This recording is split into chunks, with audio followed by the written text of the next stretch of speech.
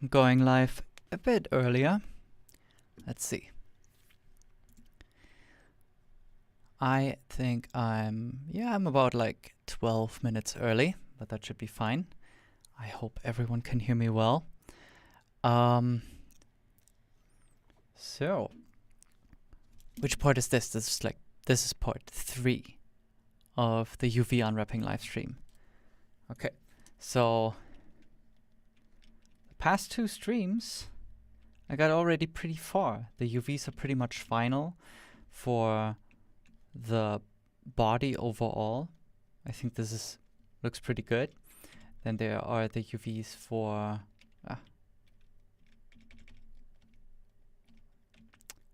the shirt, which also look pretty good. Hello everyone. And the UVs for the pants, which also look pretty fine to me. It's a bit of stretching over here, but this is kind of intentional. The UVs for the shoes were already done before I started streaming, because these were pretty much just copied over from the character Rain. So this should be all good. Yeah, I think this is all very much usable. It's actually, like, I want to just quickly isolate this, just have a quick look at it. Yeah. Let's see. Yeah, this is all fine. Which means the only thing left to do, really, is all of the remaining head elements, like the hair, that needs UVs, and eyebrows, eyes, which like there's 3 different eye objects: the inner eye, the cornea, and the animation dummy, which is going to be the eye model that is mainly going to be visible in the viewport. And there's the teeth and the tongue. So still some stuff left to do. I was actually thinking pretty hard about changing the topology once more, because I was not quite happy with how I retopologized this. Like, ideally there would be a seam going through here along the shoulder, not just the seams here that I already modeled in and the seam here, but realistically the sleeve would also be separated like this. It's really easy to just put that into the topology, and then I have some lines that follow this exactly, and then I can place seams there automatically, like little textured seams. But I think I'm going to work around that. I'm going to keep the topology as it is. I don't want to adjust the retopology anymore. And the UVs overall are pretty good. Like, I can't really complain about this, I think.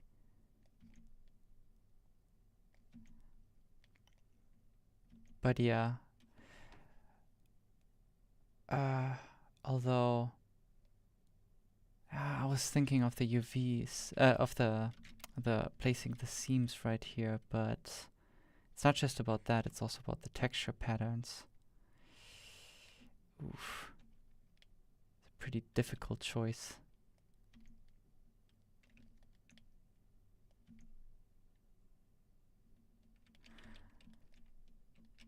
Oh man.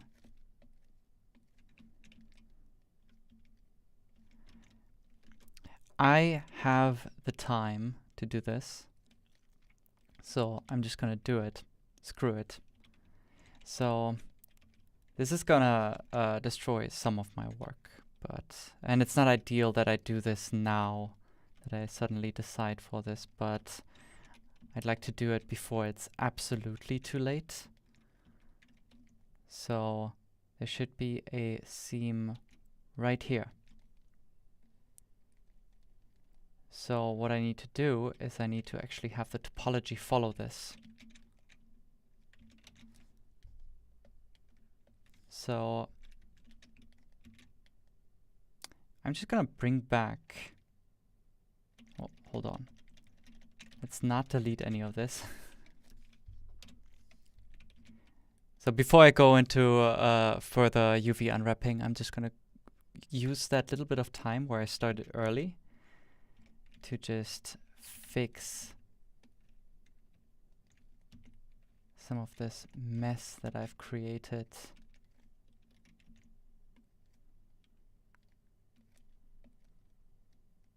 Just gonna make this hidden wire. There we go.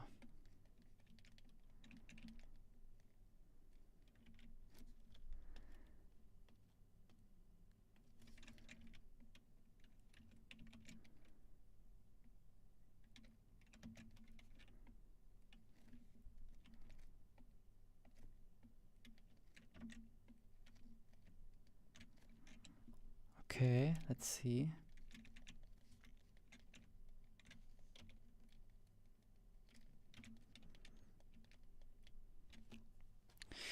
I also already see a first question. I've learned so much just from the continuous live streams from Sculpting Snow. Thanks. You're welcome.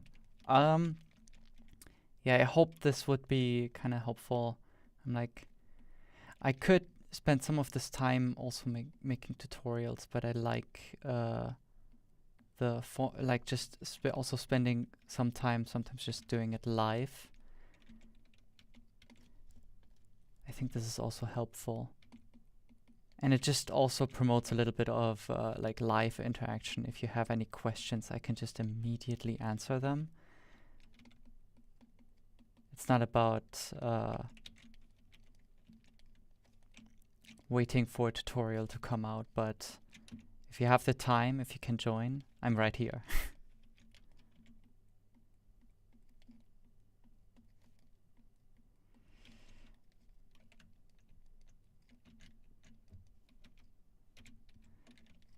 Let's see.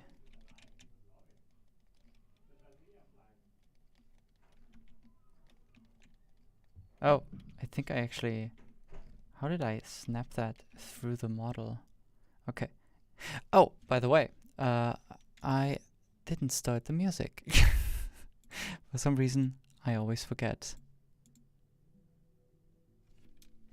Yeah, sorry about the quick detour with Retopology. This was not supposed to happen, and the only reason why I'm doing it is because I wanted to make some very specific UVs for the shirt, and the way I retopologized this is actually not good.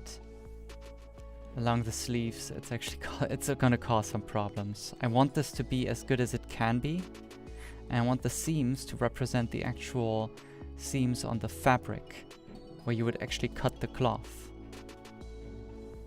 Oh, someone's making some noise.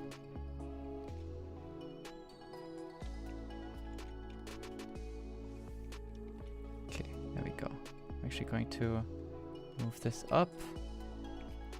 And now I could place the seam exactly here, which is exactly what I wanted. Now let's just fill this in real quick.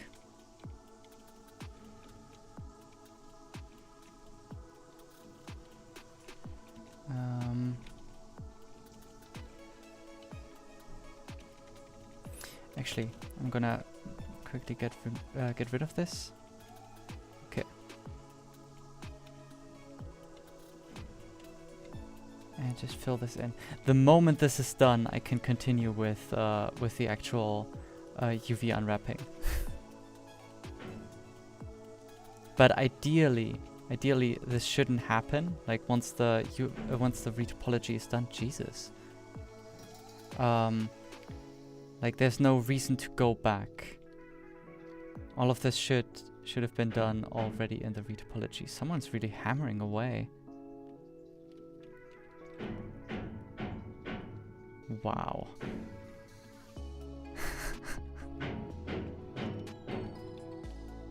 Okay. Hold on. I think I can just actually move this up here.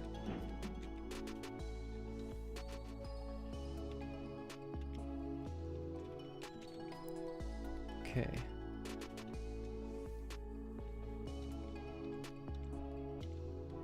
Almost done.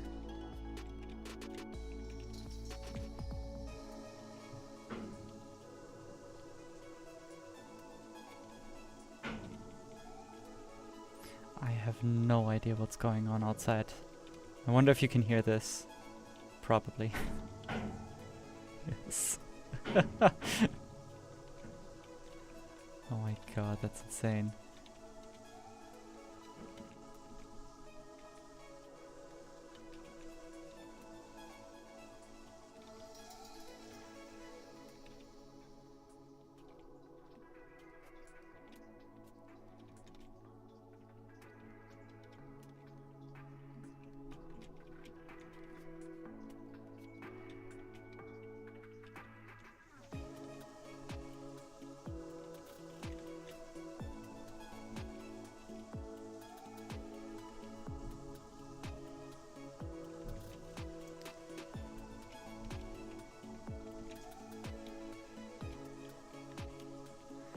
Okay, right now this is a bit of a mess.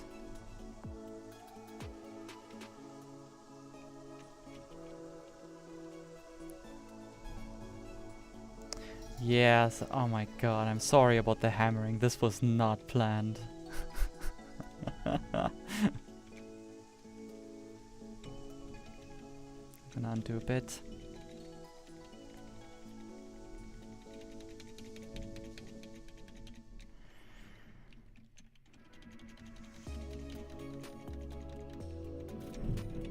Wow, what a noise.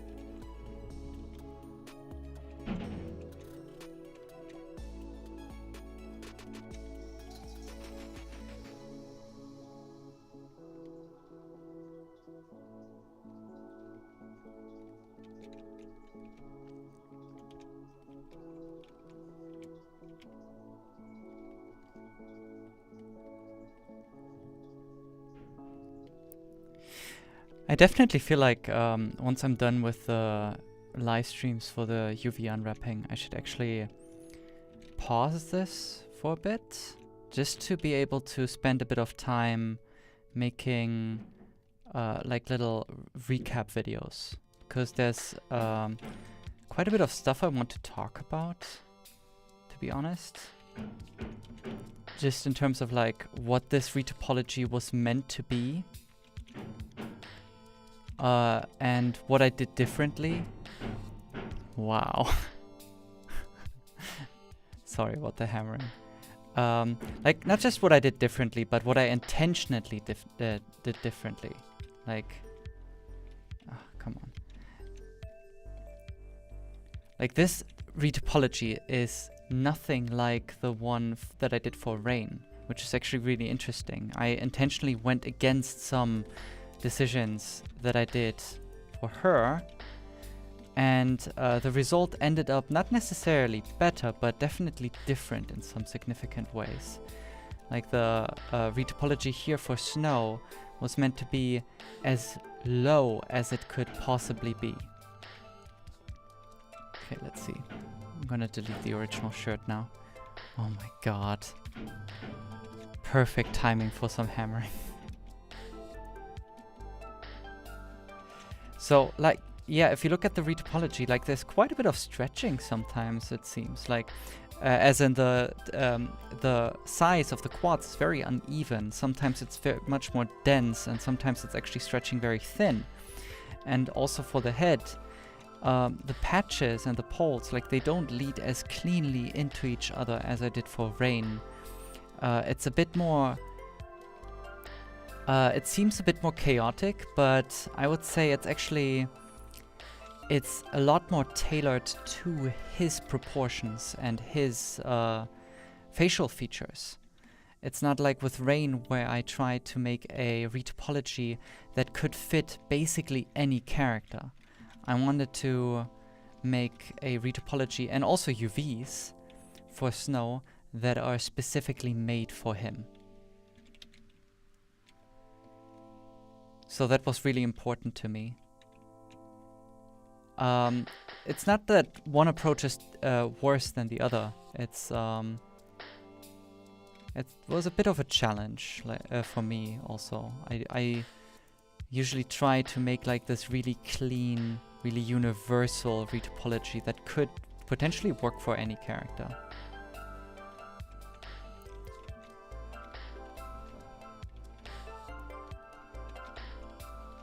But that just usually means you need to go higher res. You need to add more loops and more density overall to be able to keep certain features and details in the topology. And that's just not very efficient. And I hear a lot of people asking about like, what about making retopology for games? And that is actually like something I want to practice soon again, because retopology for games is very different, because there is that higher standard for efficiency.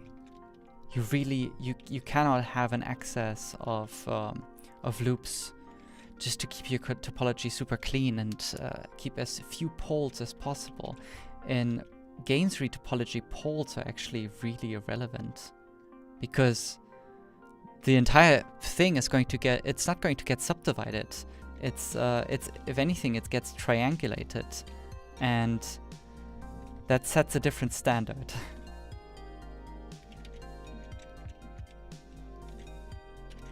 Okay.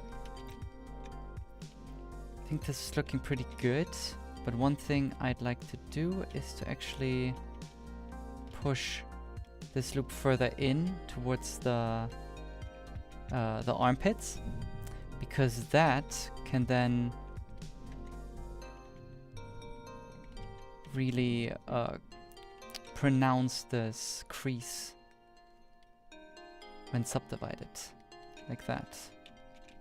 That's super clean. I actually have a matte cap which can show the surface curvature a bit better. Oh, and I'm actually going to enable random colors for the viewport. Then I can see intersections really easily with the body. It's generally a nice feature. Alternatively, you can also enable outlines, which then just make it really visible if there's intersections, but random colors are actually, I guess, a bit clearer. I see some more questions. What channel would you recommend to learn shader nodes? Ooh, that's a good question. To be honest, when you talk about shading nodes, probably you want to learn more about procedural shading, and for that there's a course on the Blender Cloud made by Simon Thomas. I can actually put it up on the screen, I think. One moment. Like if I go to the Blender Cloud, one of the courses that is actually like relatively recent, very recent actually. It's if you go to the training section, you can immediately find the well, usually you can immediately see it because it's very much in the recommended, but it's called procedural shading. And there Simon is just really going into like the basics on how to use procedurally generated shaders and how to use them efficiently, the theory behind it, and also just practical examples on how to just make any of these scenes basically like all of the shading completely procedural. Like the patterns, like the bricks, the wooden tiles, all of it. And there's also some tutorials based on our current short film project where he goes a bit into the procedural shading. And it's just amazing how much time, if you can do it efficiently, if you know how to do it, how much time you can actually save, because you're working very non-destructively. And if anything changes, it's super easy to just tweak some parameters instead of repainting all of your textures. So I can really recommend checking out that course. Apart from that, I think Gleb Alexandrov and AD Burrows also do some really amazing tutorials, especially the Stylized course, Stylized shading course. Like, there's plenty of courses by some prominent Blender figures that you can fairly easily find, I think.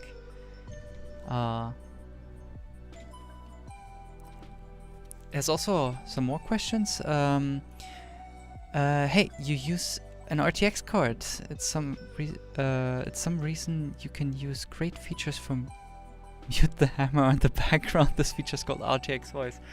I would have to check that out if it's also available for Linux, because maybe it is, but I can't do it right now. I'm so sorry about the noise. But anyway, I'm basically done with the retopology tweaks, which means I can actually go back in a moment and fix the broken UVs that I now caused. So I'm actually going to delete all of this on the left side of the sleeve, because all of this which I remodeled over here is actually completely symmetrical. So if I hide this,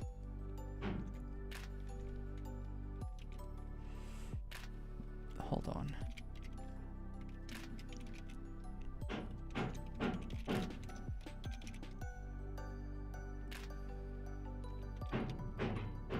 Yeah, okay. Okay, I'm gonna duplicate this and mirror it over. Also, I should disable auto merge over here, auto merge vertices. Delete this.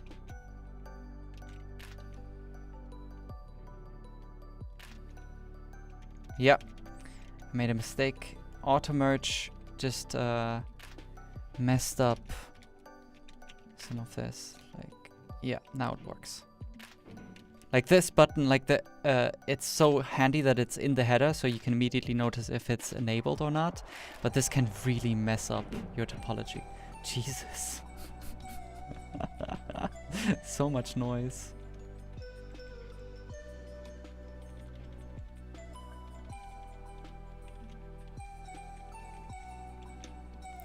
Okay.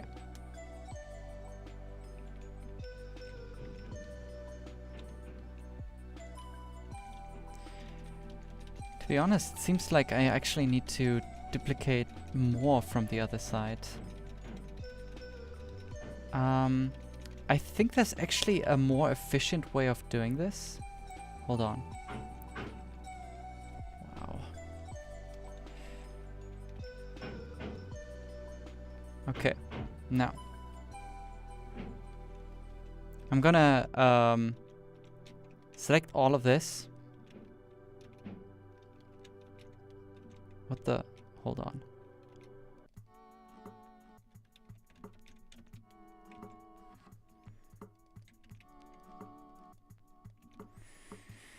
Okay. One moment. Okay, I have this. I'm gonna select more. I'm gonna select all of this. Like all of this.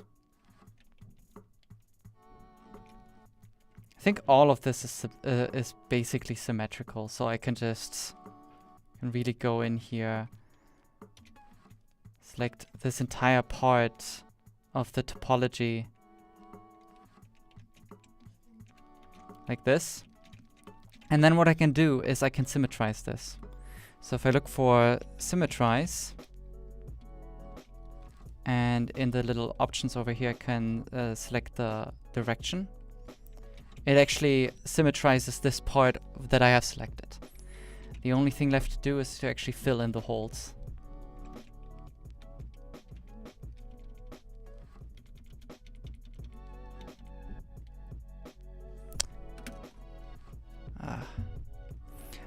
There were also some more questions. What is triangulated topology? It's essentially like all of this, which I have retopologized. It's made of quads. Like all of these faces have 4 sides. And for a game topology, you would actually select everything or like, actually, the better way to do it is to actually just like add a triangulate modifier. Like if I look over here, there's triangulate. And this is what it does. It takes all of the topology and it makes triangles out of it. And this is what you would see in a game. It's essentially what every render engine does towards when it is actually being rendered, it is being triangulated. All topology, all meshes in 3D are actually triangles in the end. Yeah. Game engines do this basically automatically. Well, actually, also any other rendering engine is doing this automatically in the end. But the reason why it's actually beneficial to do this preemptively for games is because if your topology is being triangulated, you have way better, like you can predict way better the results of the shading. Like if you're baking normal maps on a triangulated mesh, the result is way more accurate. And if your topology is super low poly, you want to be as accurate as possible.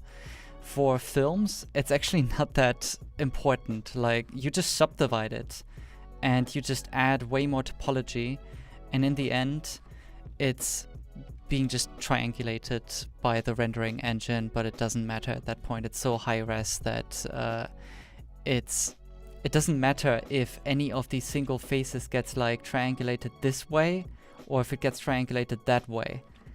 But with a low poly mesh, this becomes really important. Like if you need to bake out normal maps for shading, for which is essentially going to affect how your faces, how your geometry is going to react to light, it's really important that you exactly know if this face will be triangulated this direction or this direction. And it is interesting if I like add a triangulate modifier to this, and I start actually moving this vertex. Like you can see how the triangulation changes. And this is going to change how the faces are actually reacting and shading. So if it's really low poly, you want that to be predictable. That's why everything is triangulated. Or like, maybe there's even more reasons to it, but that is the main one I know.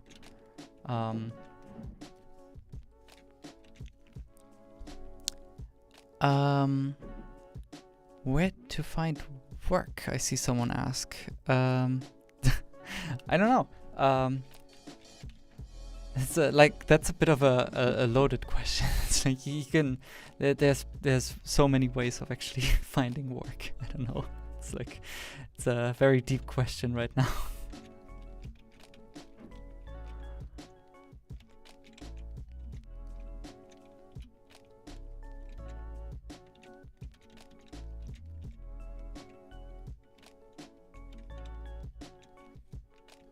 Okay, I'm actually going to enable X symmetry and adjust this topology a little bit more. Oh, optimal display, I'm going to turn that on.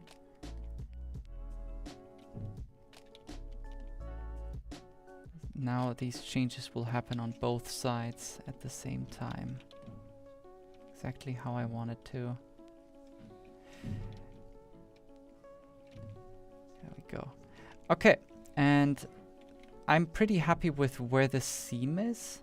This means that I can like have an actual seam with stitches exactly here, and the texture pattern will actually align quite nicely to those seams. So I think this was really worth doing. Disable auto merge editing. There we go. But if we now look at this, the UVs are all messed up. Like, look at this. This is like, this is a mess. So I actually need to fix this right now. I think this is coming from the neighbors, pretty sure. Sorry about that. Okay, now.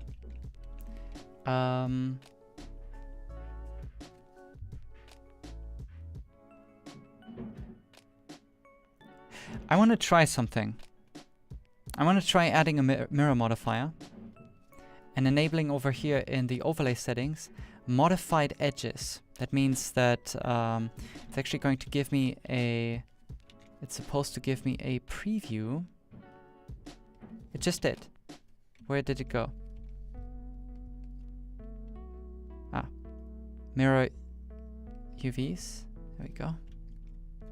Yeah, now it's actually giving me a preview of the mirrored UVs. And I can use this.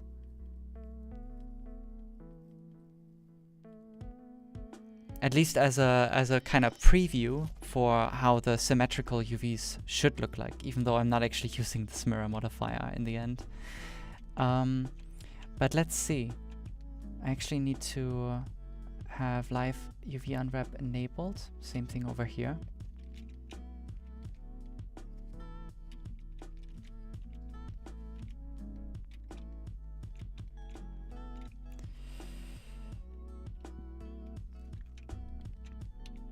Yeah, I think I actually need to completely redo these UVs. Let's see. Ah, there we go. Yep. Perfect. Now.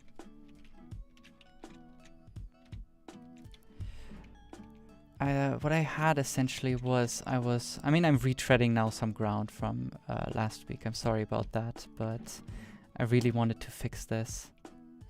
Okay, I'm still using area stretching as an overlay, so I can very easily see what's going on here.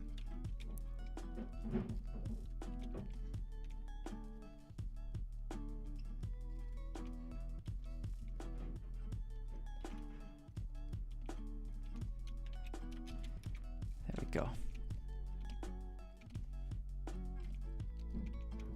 Okay, now I'm gonna scale this down so that both of these sides actually fit in. And then I can continue again with the pinning. I'm gonna pin these. Wait, no. I'm gonna pin these. Scale them. Wait. I need to be careful on what I'm actually pinning here.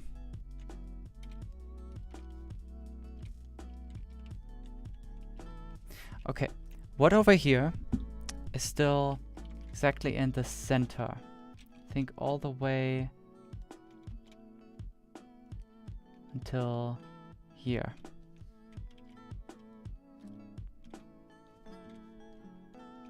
So I'm actually going to pin all of these as well and scale them down from the center. I'm going to select all of these, scale them down along the Z-axis, a bit like that.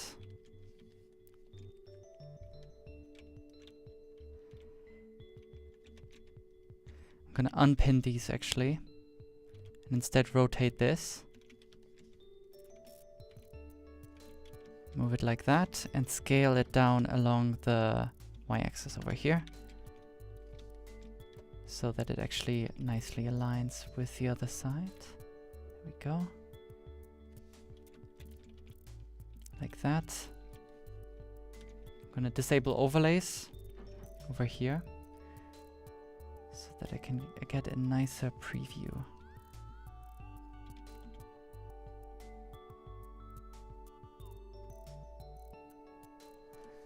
Oh, and I'm also going to enable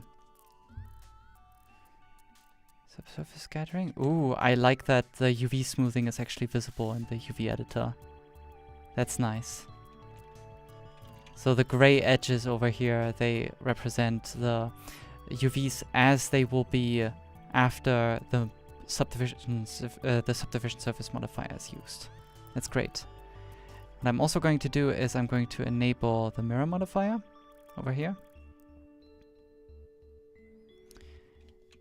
just to compare the two sides. Like now I can actually see how the left side actually looks.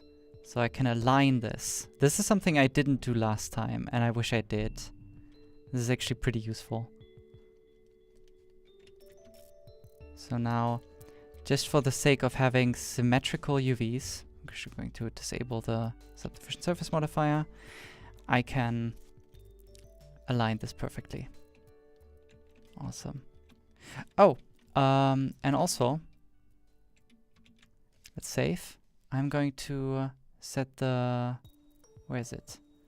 Set the pivot point to be the 2D cursor, and then I can actually select all of these pins and actually put them in the correct center. There we go.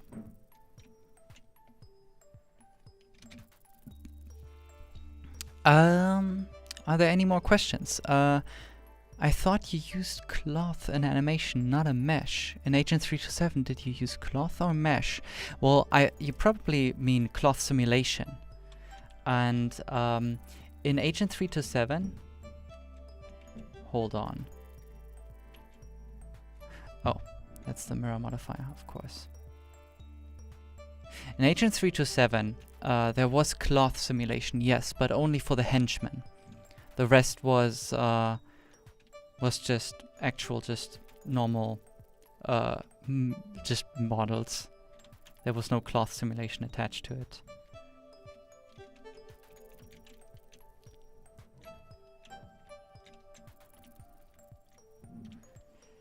Okay, let's see. Again, over here, I want to make sure that all the way up until this point,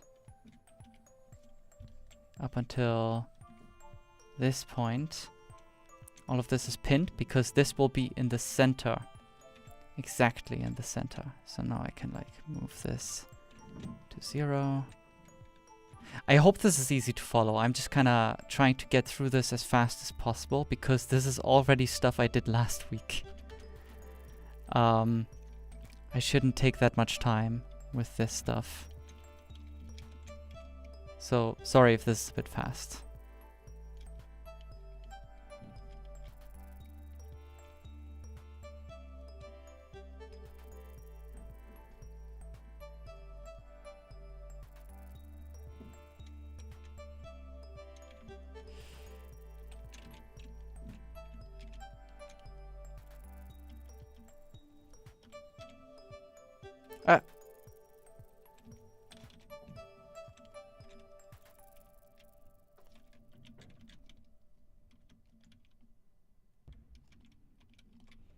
Okay. Need to move these down before I pin them.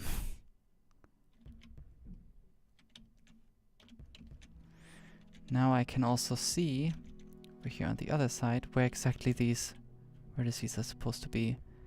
I like this feature, to be honest, this overlay. Modified edges.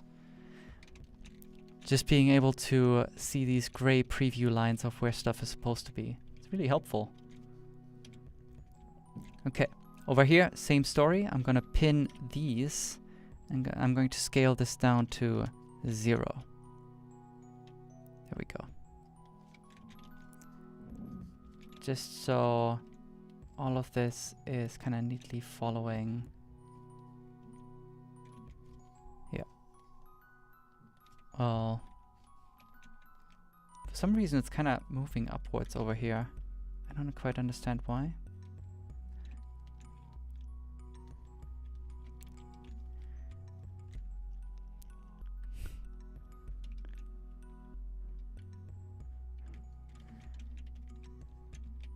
Okay, now is the next portion. I'm gonna enable the mirror modifier again, and I'm gonna pin these parts on the side, because I actually want to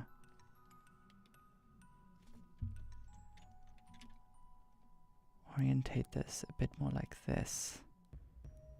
It's gonna stretch everything a bit, but it's gonna align it a bit better.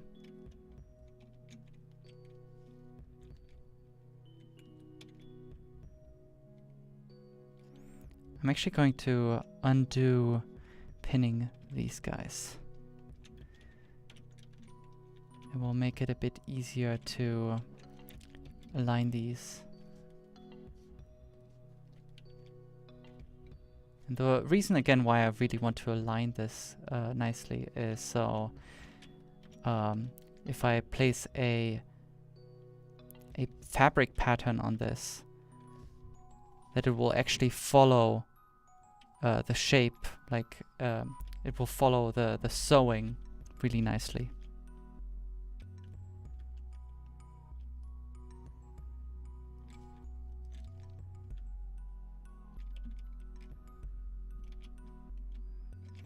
Like that. Let's see.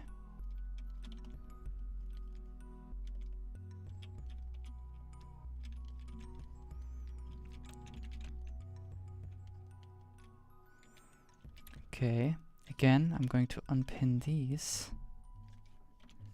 Oh, actually, I forgot to pin these again. Then scale them down along the y-axis. Like that, just a little bit. Okay. Same story over here. I'm gonna scale this down, move it out.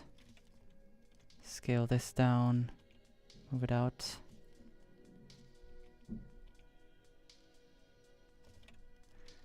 Bit like that. I'm gonna pin this and scale it down along the Y. So everything gets nicely, way more nicely aligned.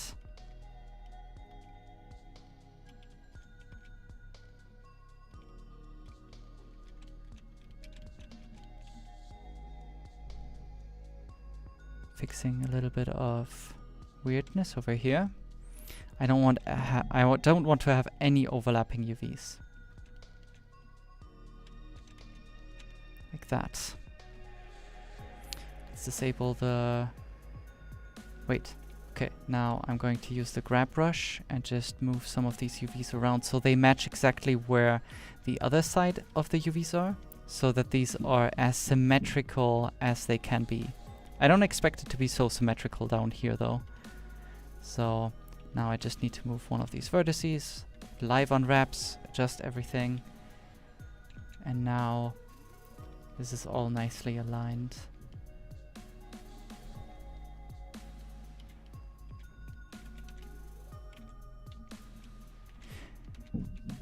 Okay.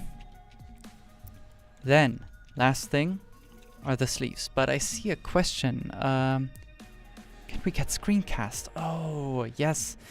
I need to check if the add-on works again. Sorry about that.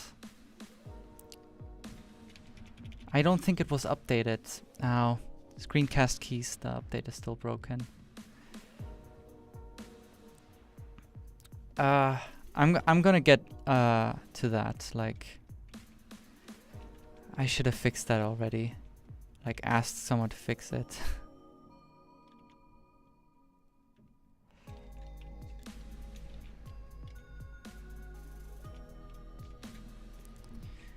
Next live stream. Ideally, there should be screencast keys.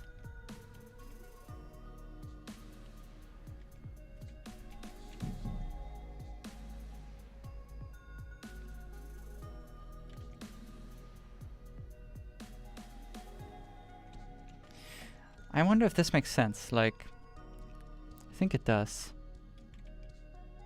Yeah, I'm gonna do it like that. And then there's the cut cloth over here, which means I need to pin this, and I need to pin this one. I'm gonna, I'm actually going to unpin this. Okay, I'm gonna rotate this around, scale this to 0. I'm gonna pin all of this, move it around over here. Now wait, I'm gonna pin these. I don't care too much about the inner side. Okay, like that. Okay. Which side is that? I think that's the back side over here of the sleeves. Oh, no way. It's actually the wrong side. This belongs over here. This belongs over here. What about this one? Also the wrong side.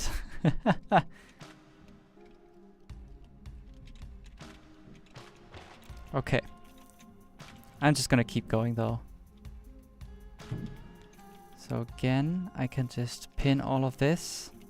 I want this to be as rectangular as possible, but without just like aligning this automatically. I want to have some control over it.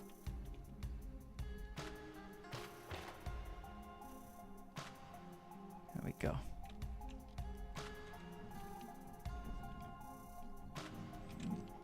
Yep, that's kind of how I want it to look like. Pretty much. Of course, not perfectly. Some of this is supposed to not bend away as much. I like this overlay that I can see how it actually looks when it's subdivided, because it gives me a sense of how much this will actually stretch. It's amazing. Like, look at this. Like, this is really bending away. If I pin it and move it down, I mean, this is the inner side. I don't care too much about that, but like, you can see how much this is stretching away. Okay. Now, same thing on the other side. I'm gonna pin this, move it over here, scale it down.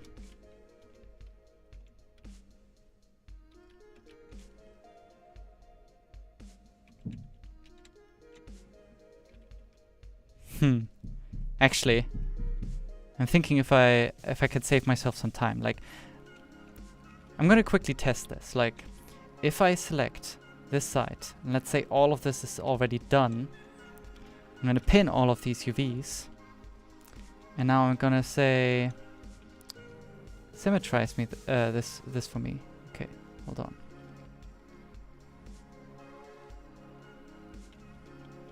Symmetrize. I shouldn't do this. Also, I just noticed the mirror modifier was fooling me. This actually belongs to the other side, so I can just mirror this.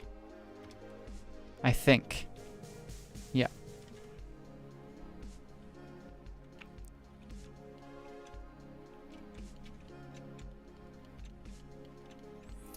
Okay, now I'm just gonna continue. Maybe it was not. Now I'm gonna undo this.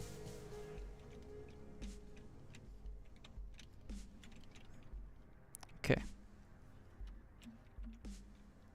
I'm gonna position this as close as possible to how I did the other side. Like that. And then again, I'm gonna pin these over here and also position them as close as possible to how they are on the other side. Just so they are the UVs are as symmetrical as possible. Then over here, pin all of this.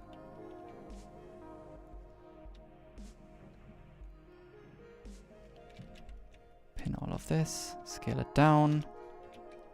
Really line this well.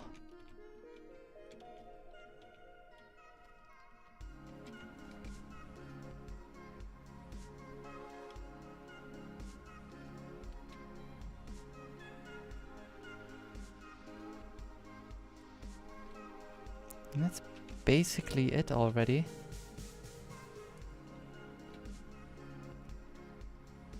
There we go. Okay, that looks good. And then this side as well. Let's see. Where is that actually? It's over here.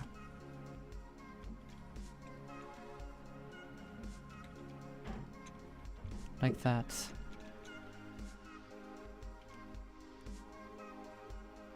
It was actually the other way, the wrong way around, so let's start with this. What part of the UVs is this?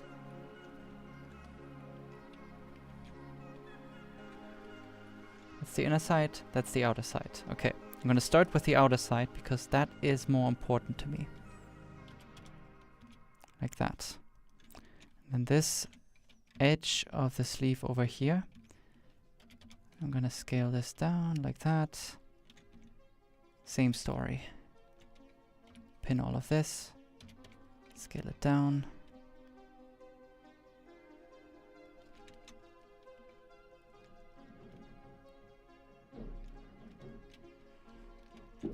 Pin all of this.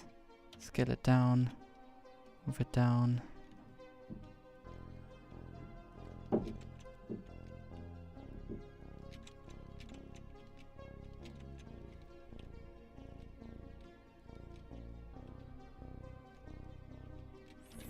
Okay, that looks good. I'm gonna enable the subdivision surface modifier just to see how this actually looks.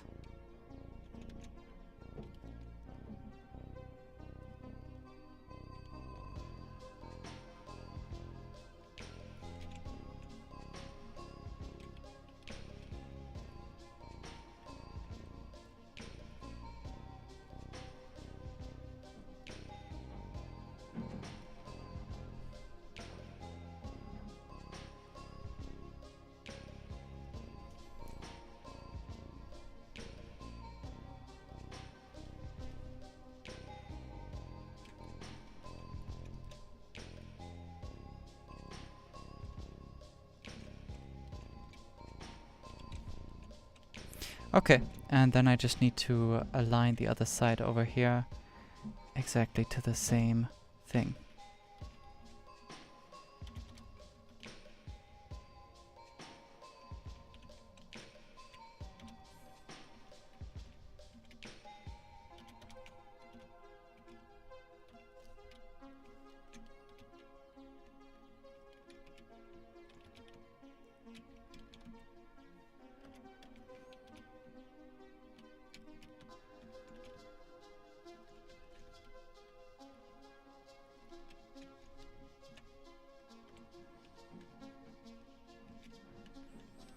I'm actually going to use the 2D cursor over here to set exactly where I want this to be snapped. Like, now, pin all of this and scale it down along the y-axis to 0, like that.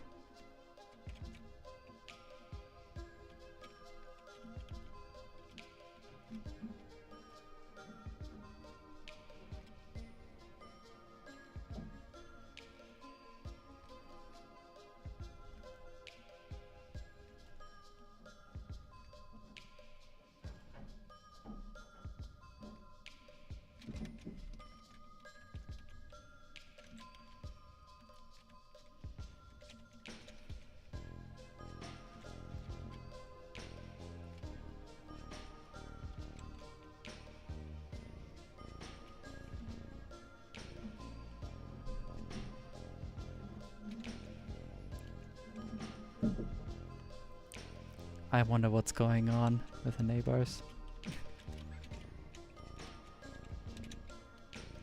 Anyway. Finally. Okay. The UVs are basically done again to the in the state that they were at the last live stream.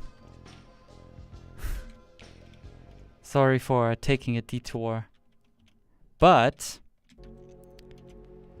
at least I was able to show some of these overlays, which is actually like really useful having these. Super nice. I can remove the mirror modifier like that, and that should be it. Perfect. Looking much better.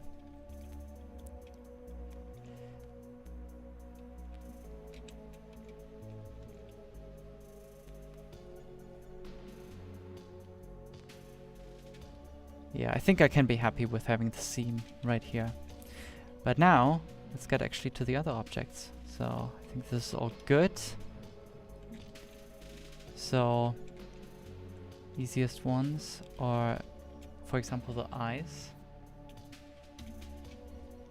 Right now, this was just based on a UV sphere, and they come already pre-made with UVs. But those could be better. I mean, what I generally like to do is to add seams right here in the middle And then it's just UV unwrapping it like that. Then the front side over here is actually way more important. Or actually, in this case, because it's the cornea, I would actually want to have evenly... Let's see. I want to have these UVs evenly sized.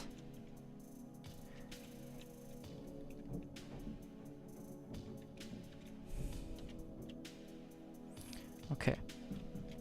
And I want this to take the same material as over here, just so I can see the UV grid.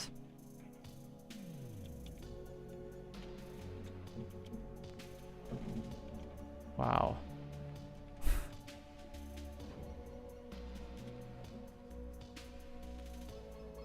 But the UVs on the cornea are really not that important. I at least want to have UVs that kind of make sense.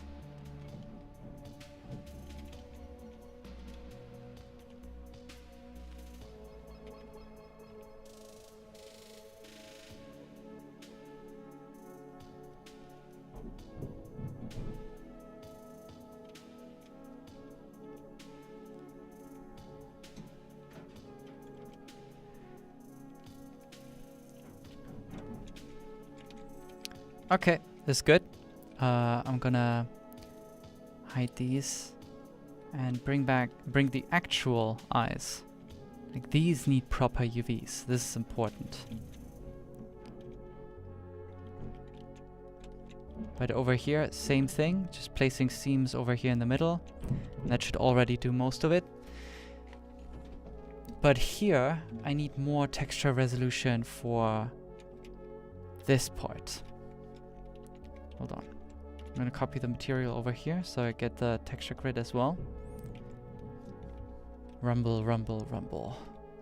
Okay, now the backside is very irrelevant. I'm just going to scale this down really a lot. And this part is also very irrelevant because it's just going to be black. But this is the part that gets textured. So I can just rotate this so it's nicely aligned with the world. And scale this up even further. Now it is trying to minimize stretching right now. Well, let me say that again. It is actually stretching a lot over here. My God, it's rumbling a lot in the background. I'm sorry. So I want to try something.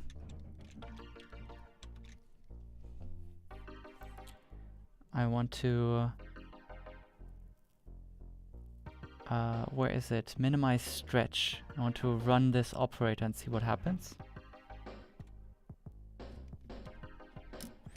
And now I can, with the mouse wheel, decide how much it's actually trying to minimize it.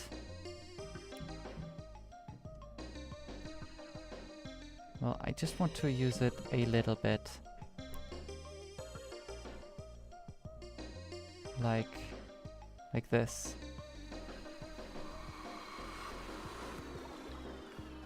Like this. It's causing a bit of like stretching overall, as in the alignment of the UVs, but overall it's using the area, the area over here much more efficiently. Although, one thing it's for some reason causing is that this is no longer circular, and I don't like that. I wish there would be a loop tools in the UV editor, to be honest. I wish I could just say, make this a circle. I don't think there is such a thing. Mesh loop tool, no. Just the mesh loop tools. Well, luckily, if I sync the selection over here, these over here, which are no longer really circular, it's really just, it would be the black parts over here. So I think I can live with this. Okay. Like that. I think that's good. well, the UVs are not quite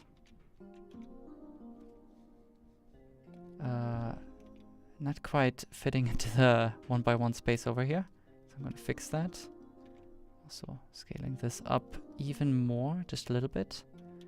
Okay, like that. And actually I'm going to place this little guy in the center over here. There we go. Next. There's actually little tweaks I wanted to do to the topology. I noticed some problems I caused. For example, there is a vortex over here that's merged. That's my fault. I think that was due to me having auto merge vertices enabled. So I can fix that now. Even though I'm really not happy about having that this actually happened. But at least I can still fix it. Come on.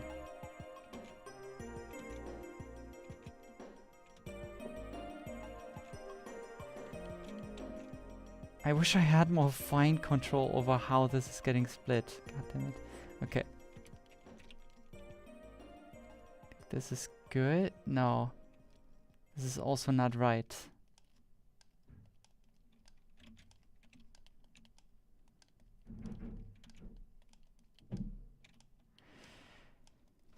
Hold on. There's a mirror modifier here. Yeah. That's why it didn't do anything.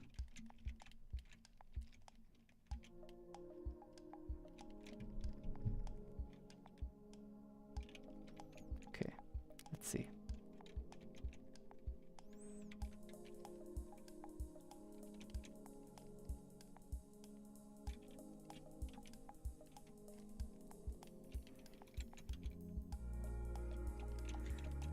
Okay, I think that fixed it, at least for the topology. I hope nothing blew up in the UV maps.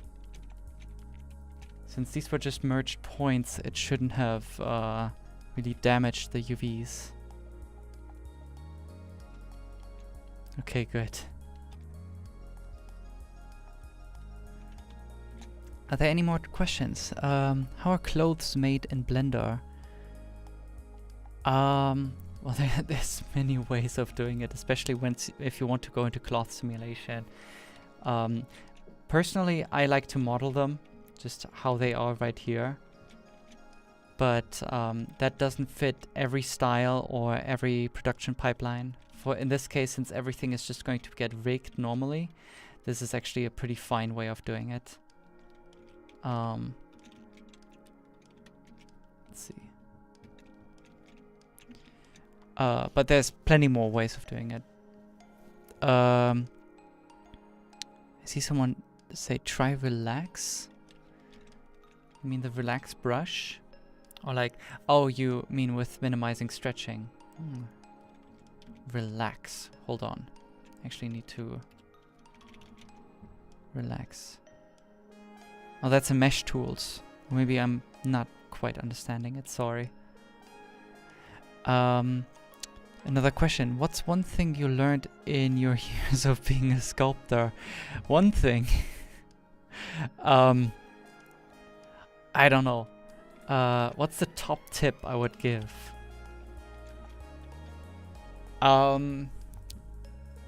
Even as a top sculptor, your sculpts are gonna look ugly until they don't.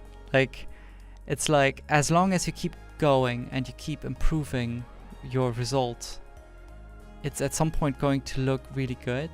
And I feel like I got myself dissuaded from continuing a sculpt just because it didn't turn out how I wanted. But if I would just keep going, at some point it would be exactly how I want it. So, and everything is malleable. Everything is very easy to change if you are kind of just halfway familiar with the tools. So if you're sculpting, just keep at it, and at some point it's going to look good. But also, just as important, you need to know how it should actually look like to look good. So references are really important. There's like so many more tips that I could give, but you asked for one thing, so here's one. I see another question. Do you ever use the Minecraft Blender rig? No, not really. That would probably be useful if I would try some simple animations. I don't know, but I don't think I'm gonna use it for anything right now. Another question. I know this is a little bit off topic. I have a character that I made and rigged. Any tips on how to animate them? Sorry, but I'm not really that much into animations, so I don't think I can give a lot of good tips there. Oh, I'm gonna apply the solidify modifier over here. And I'm actually going to get rid of the inner sides. Like over here. Like that.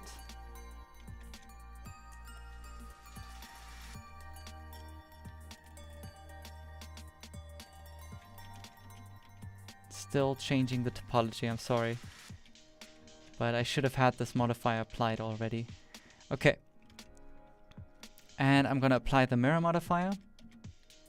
And now I can unwrap this.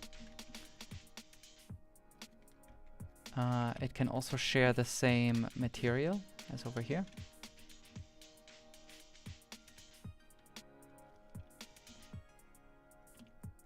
And I'm just going to align this like that for now. Now, I will put all of the hair probably on the same UV island. So let's just focus for now on the teeth, because I see an issue here. It's actually not clipping the center over here. There we go.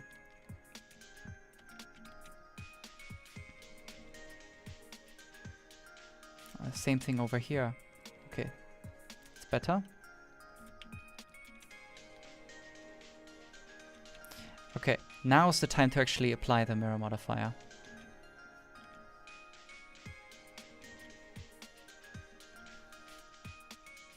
And they can all use the same subdivision surface modifier. Ha! Why doesn't it work? Control L. Oh, link materials. Oops. Link copy modifiers. There we go. Okay. They should all have this material though. Link material.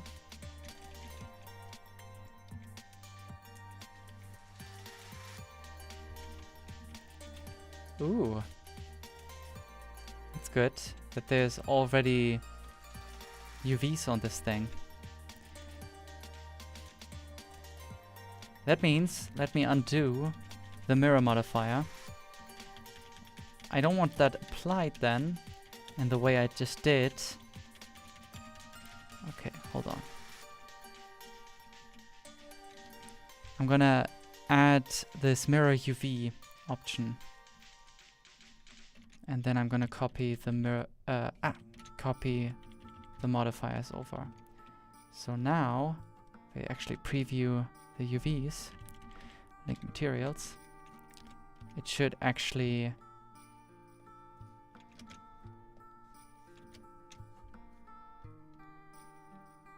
there we go. Yeah, it's actually having the correct UVs. Nice.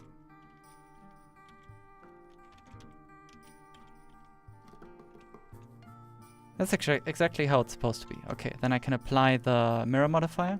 So this already has UVs because the teeth I actually just copied over from Rain, the other character.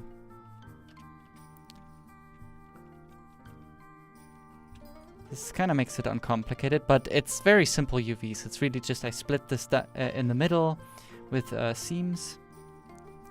And then just aligned it so that all the teeth over here are like kind of in the same, like these are the front part of the teeth and the back part of the teeth, and they just all nicely align over here, like that.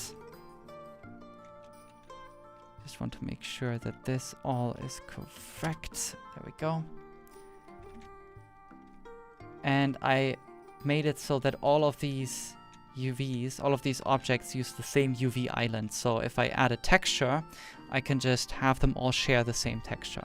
It's just making it a bit more efficient. I see plenty more questions, by the way. Which is the first Blender animation you ever did? I think it was like a... I actually animated a logo of a place where I had a... what is it called? Practicum. It's an internship. It's like 9 years ago or something. Wow, that's a long time ago. Another question, will the clothing be simulated entirely or just partially? And most of it will be skinned. Actually, all of it will be skinned. There will be no simulation.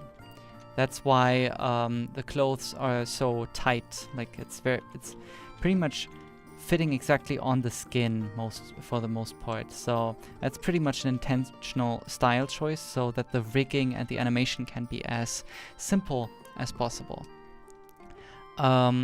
Another question. Okay, say all of what you have learned about being a sculptor. Okay, that's actually a lot. I should make a tutorial course about this. I wish I could just link some videos. I should at some point like make like a kind of a curated playlist of just really good tips and tutorials that I found, just so I don't necessarily have to make all of these tutorials. It's a bit out of laziness, but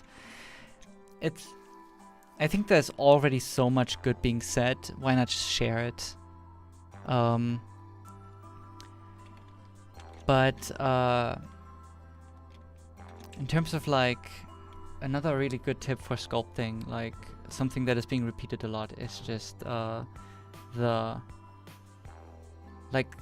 some fundamentals about design, like having a good sense of like your primary, secondary, and tertiary shapes. I also generally like to avoid parallels, especially when sculpting hair or some dynamic shapes. Try to like there's so much, like you can also just extract knowledge from other fields like character design in general, or like drawing. A lot of that goes hand in hand. It's using a lot of the same theory. Another question. I want to sculpt a female character, but when I sculpt it, it looks like a male character. Can you please suggest me how I improve? Well, you can just look up anatomy differences between the male and the female skull, for example. And there's actually some interesting differences that can help. Like, especially with the jaw and just how smooth the shapes are actually on the female head. But also in terms of body proportions, I usually like also look it up on like a book that I have, like Anatomy for Sculptors. There's some really good tips there. Just good things to keep in mind. Sorry, it's like a big question and I actually want to keep going on the UVs also for a bit. Another oh hey Falk, nice of you to join. Another question. I fail to understand what the area stretching overlay shows. Can you please explain it to me? Thanks. Well, okay. So, well, there's two overlays that show stretching of UVs. And angle is pretty self-explanatory. Like, the more it goes to blue, the less angle stretching is there. So, the face that you're having here is actually like basically looking exactly like the one in 3D. But if you would skew this, it actually looks nothing like the original face anymore. And that's basically shown by these colors. So it shows you how much skewed your UVs are. the area stretching is showing something different. It's like how much space do these UVs take up on the UVs on this UV space. If it's blue, that means everything is very evenly laid out and it's taking up just as much space as in your 3D viewport. So if you would put a texture on it, it would have the same scale everywhere on the mesh. But the more it's going towards green, yellow, or even red, that means it's taking up way more space than it should. So any texture that would be on there, like any of this grid texture, it's actually becoming more dense. I can show this over here on the head. Like, the colors are getting a bit confused over here because I have 3 different UDIMs and they all have a different scale. And the overlay is not smart enough to detect that. But over here, like you can see how the face is relatively green and sometimes also blue. And on the nose especially, you can see that means the grid is actually bigger. And here towards the neck it's getting even towards orange. And that means the grid is getting smaller. So it relates to texel density. Like, so just in general, how dense a texture would be on your model.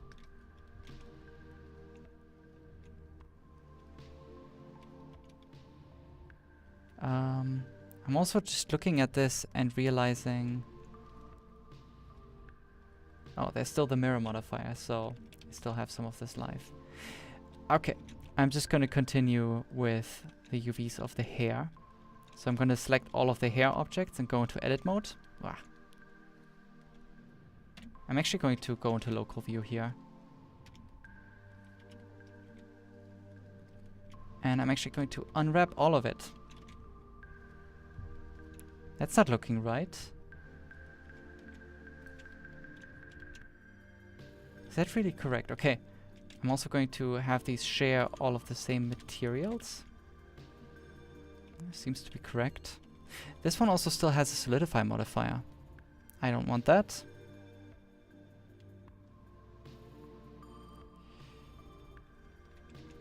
Okay, let's see.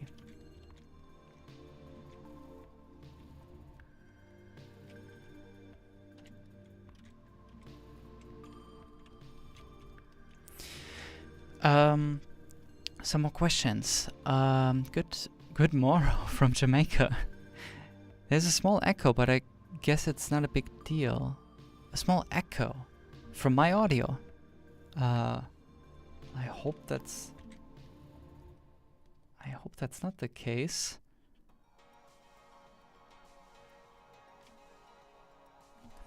I also see a comment about Scott Eaton.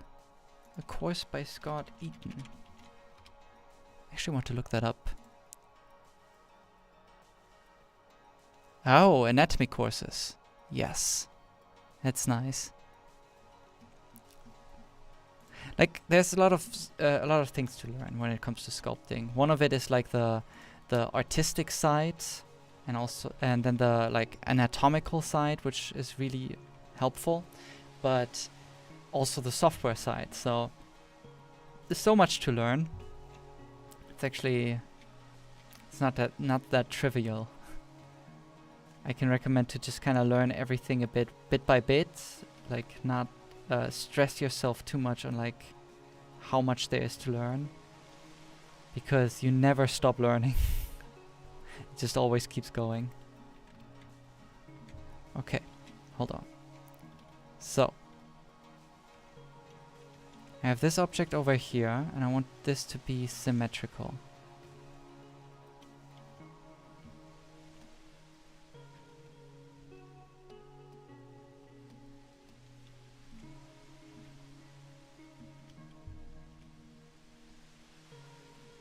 Oh no.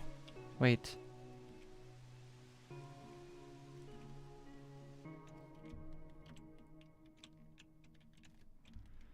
No, I think this is fine. Ah, there are the eyebrows. Okay. So, I will try to make this symmetrical as well. So I'm gonna pin all of this and scale it down along the x-axis. And while using the 2D cursor ideally as a pivot, so let me point this one at the very center, 0.5 and 0.5 over here, using it as a pivot, and then scaling this down along the x-axis. There we go.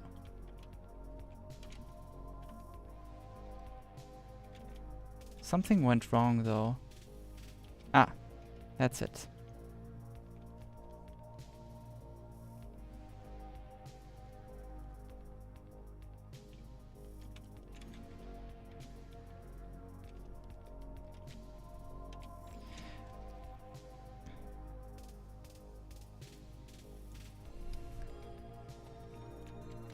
Ah, damn it.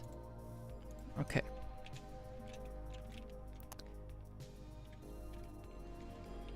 For the UVs on the scalp object, I actually don't have anything concrete in mind, to be honest.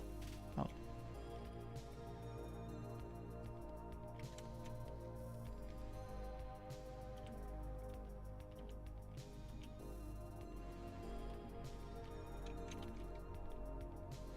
Except that I want to have, like in terms of the alignment, I don't care too much, but I want to have all of this pretty much with as little area stretching as possible. So I think I'm just first off I'm going to pin all of these poles right here. And if I move these around, I'm going to get some control over the general stretching.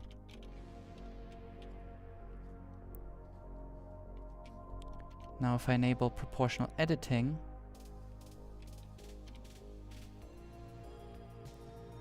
it's going to make it a bit easier.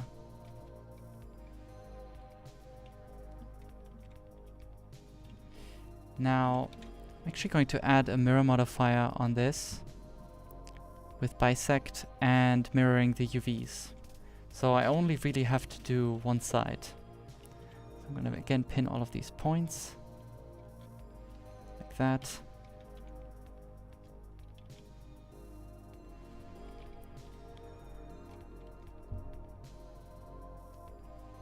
And I want to have all of this pretty much blue. As much of this as possible.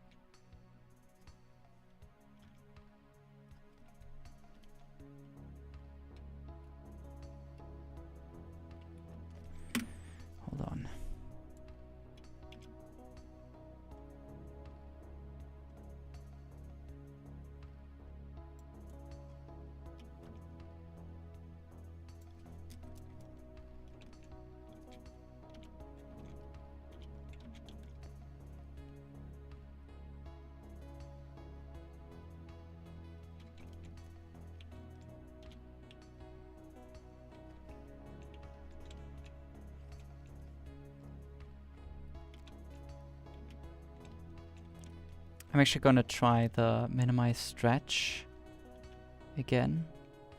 So over here, minimize stretch. Maybe that's going to help a bit.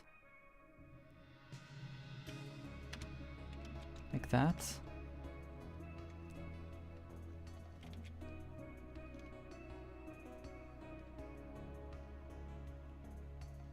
Not really.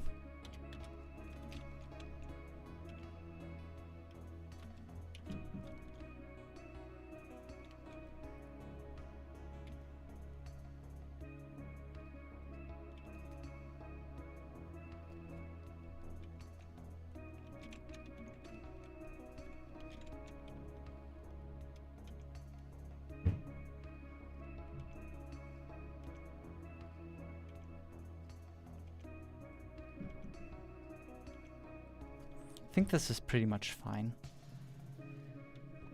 I don't mind this. Now, of course, there's also still the other parts of the hair.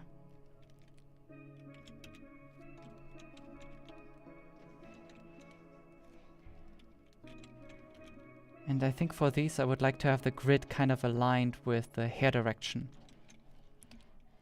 Like this.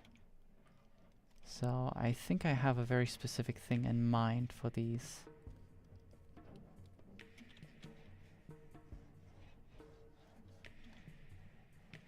Like this.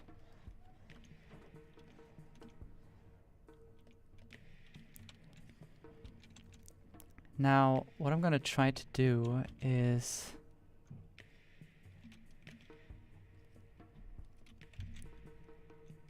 let's see. Pin specific loops over here. Like this. And actually scale them down along the y-axis.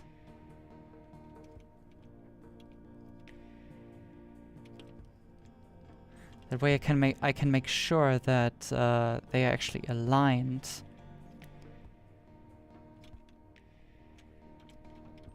exactly with the UVs. Like, hold on.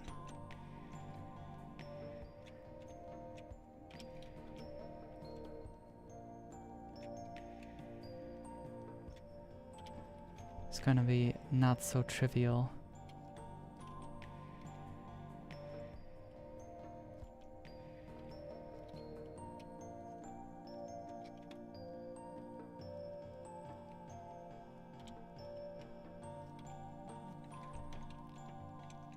Yeah. Also, I'm gonna enable the subdivision surface modifier for edit mode, and now you can see how like these the UVs are directly aligning with the topology. So that way I can like ensure that if I add any textures to them, they will exactly follow the shapes. So that's what I want to do with all of these.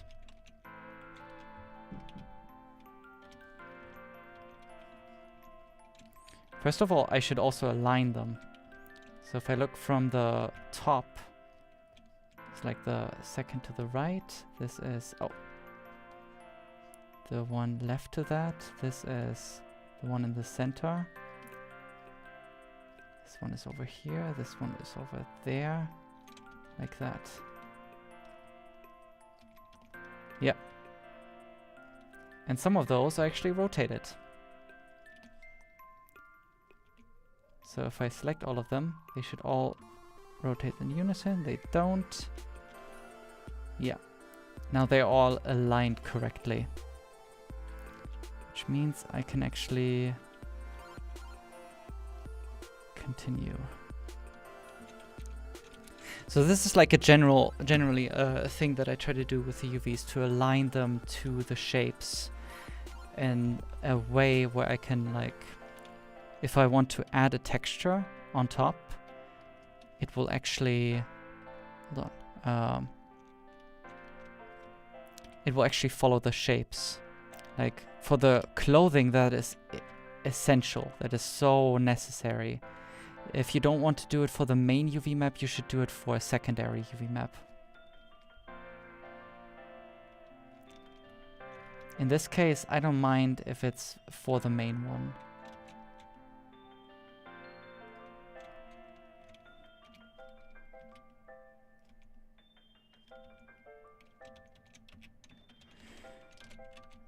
Come on.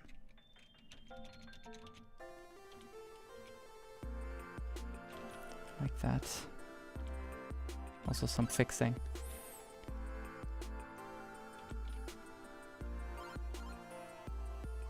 There we go. Same thing over here.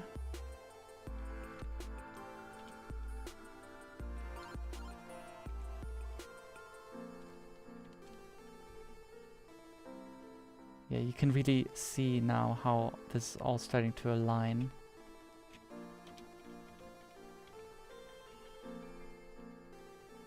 The one thing I just need to be careful about is that it won't cause any overlapping UVs. And not too much stretching. This should be fine. Same thing now over here.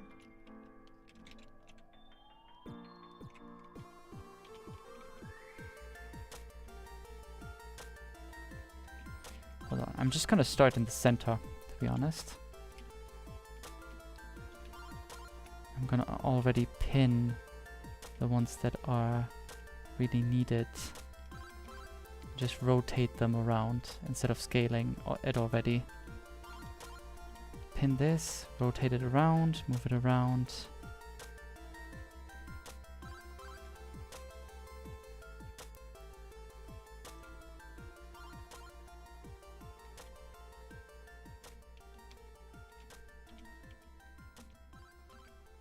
Okay. Also pin this.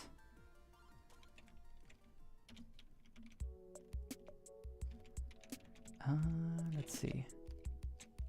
I'm just gonna pin this. Scale it to 0. Scale this to 0. Move it around. Scale this to 0.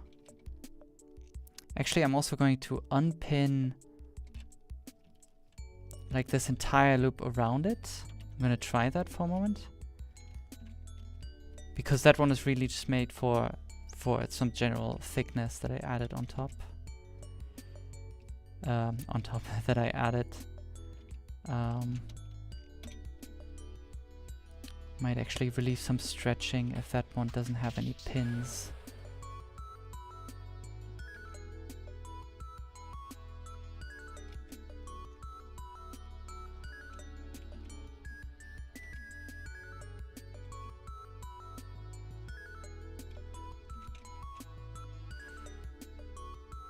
It's looking good.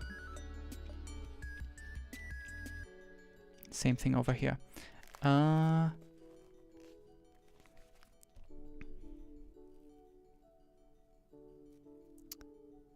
man.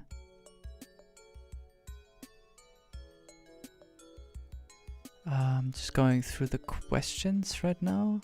Yes, I am Julien Kaspar. I think I also added it to the description.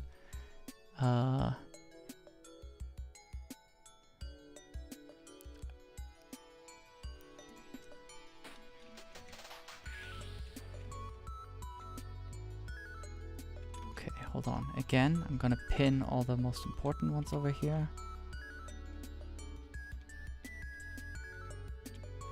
Like this one, unpinning all the ones at the border.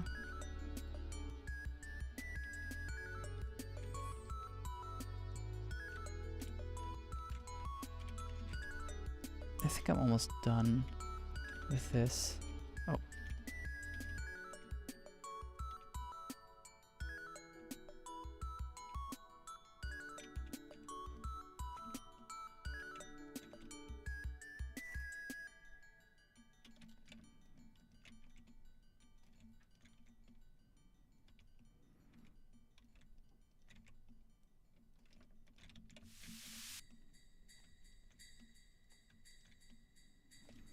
Okay. These do nicely align now. Perfect. Last one. Pinning all of these, pinning all of these. Pinning enough of these.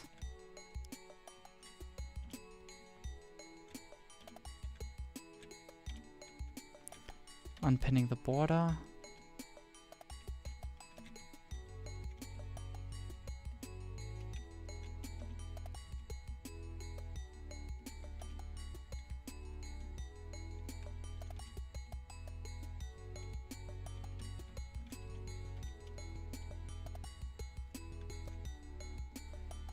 Go.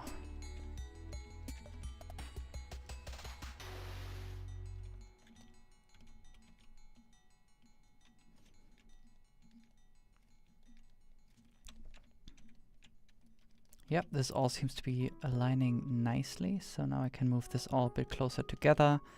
so that it doesn't waste that much space. Could maybe also rotate it, to be honest.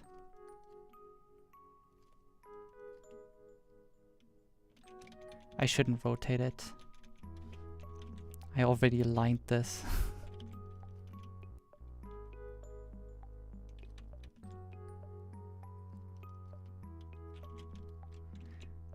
I think this should be fine. Now all of these already work kind of nice.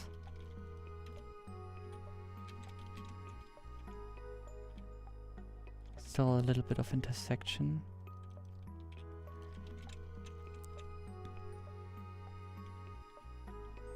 Okay, I'm actually going to add the mirror modifier back on this object with bisect and mirror UVs. Just so I only have to really worry about one side over here. And the other side is just gonna end up exactly here. Perfect.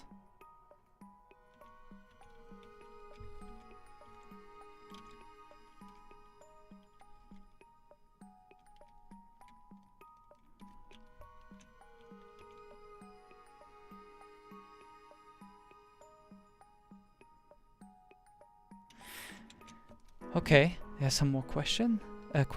Any suggestions for beginners? It's my third time watching this live. Okay. For UV unwrapping. It's oh man.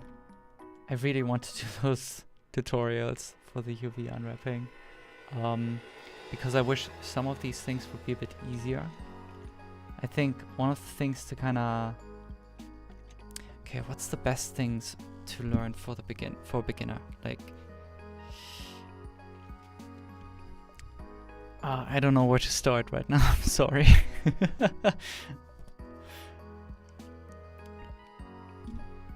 Hold on. Kind of quickly.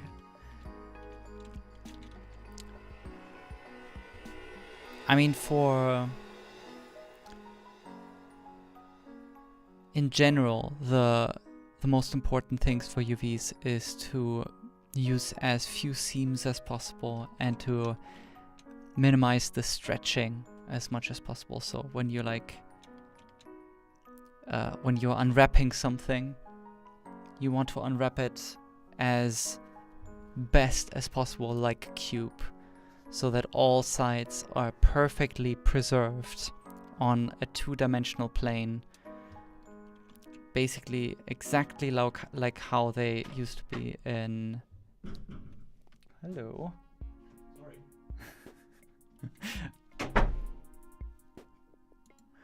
Sorry. Basically exactly how they used to be in 3D. Like how you're just basically placing seams and then cutting away, and then you can just unfold it. So if you have that down, if you know how to do that, and you kind of get a good sense of how to unwrap a model, the rest is pretty much a cakewalk. Like, that's the most important thing. Hold on.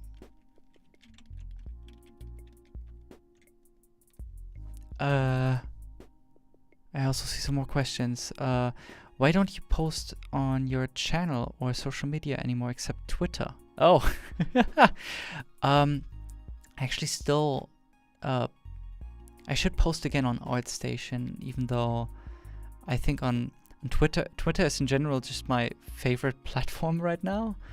Facebook I kind of abandoned, to be honest.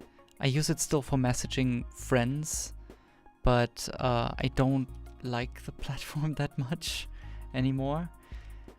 Instagram I tried out for a while, but I didn't really get on board with it. It's a bit sad, but I just don't really see it as a social platform. It's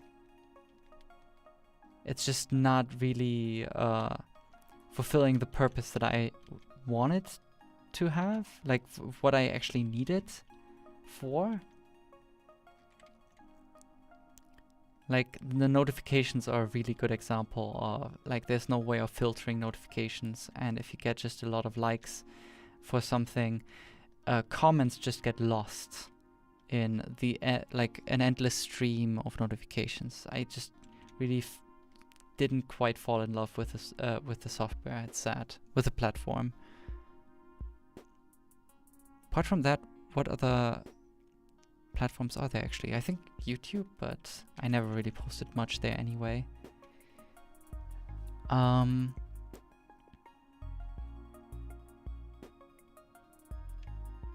In the description, another question. In the description, it says add some more important UV maps for procedural shading techniques. Could you explain this more?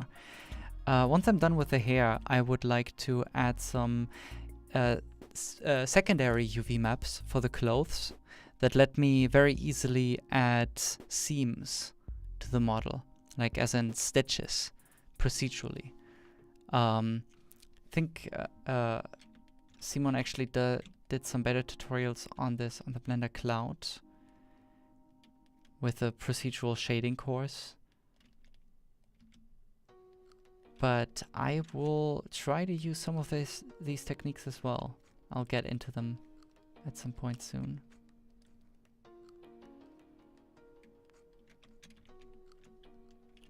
Let's see.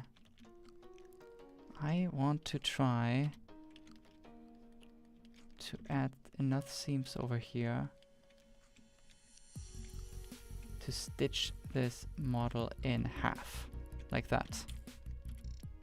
That should do it.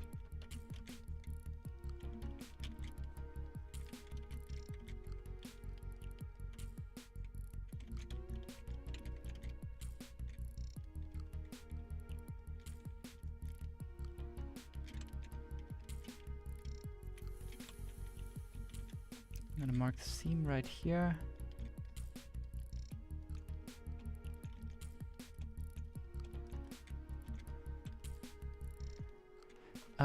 Some questions. Also, thanks for replying to the comments in the blog posts and explaining people's questions and confusions. You're welcome.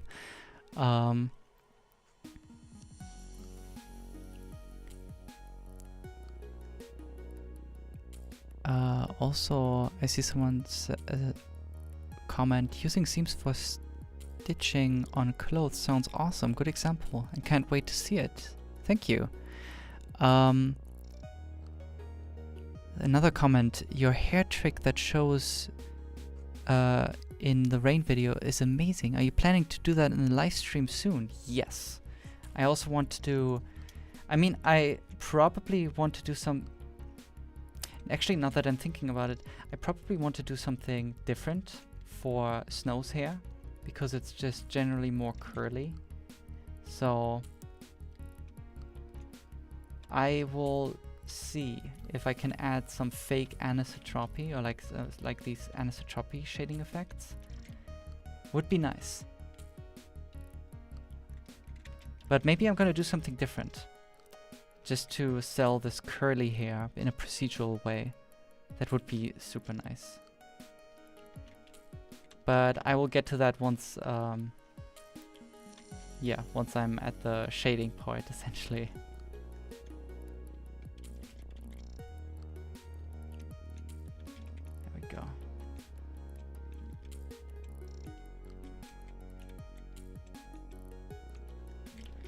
Okay, placing all of the seams that I need to have.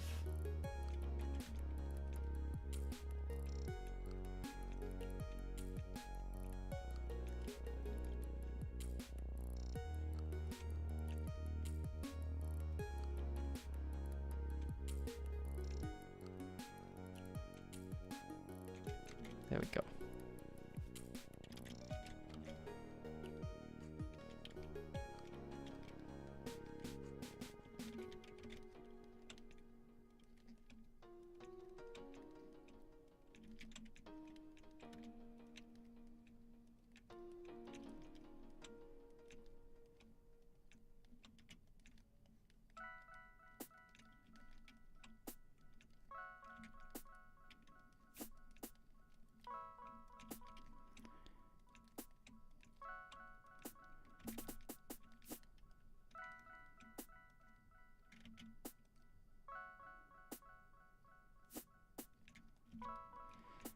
Okay.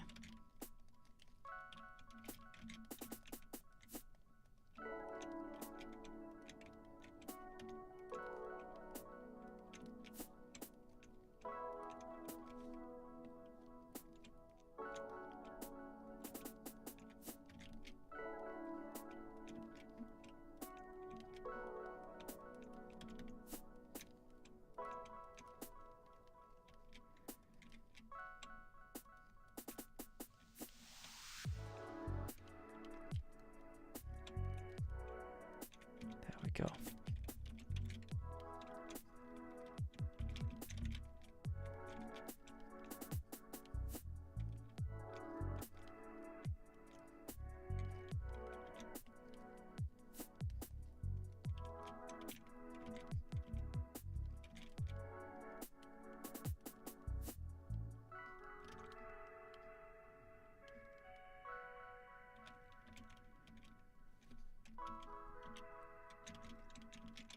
Perfect. Are there any more questions? What's the easiest way to make stylized hair for animation in Blender? Please make an in-depth video on that.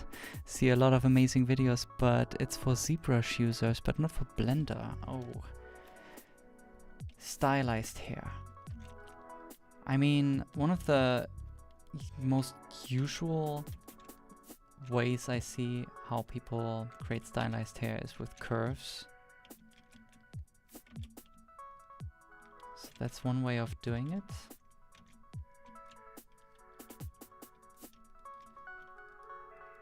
Would be nice to show that and give some more tutorials.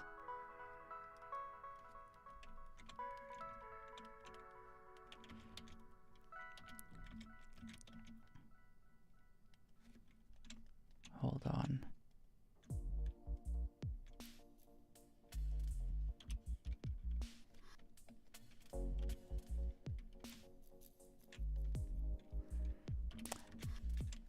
Okay, I'm gonna try to straighten these now.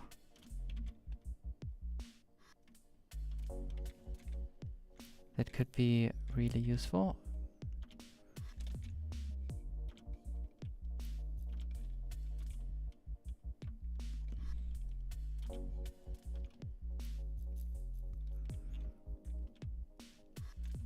Yeah, if these are straight,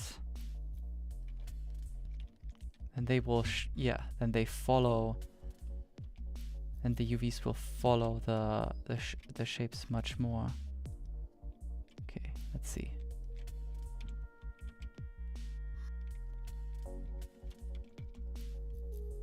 So if I do this, just kind of like sculpt this a bit more into shape, and then scale it down along the y-axis. Now this is following the shape much more closely.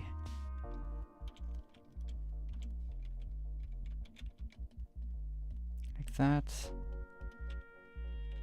And scaling it down.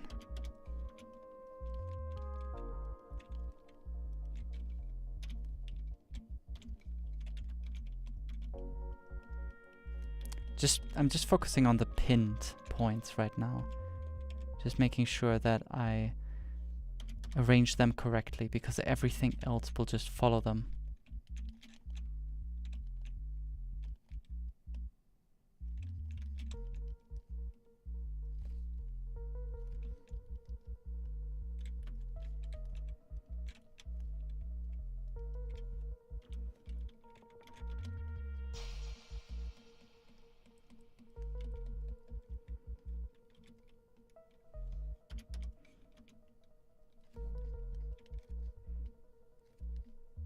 Like that.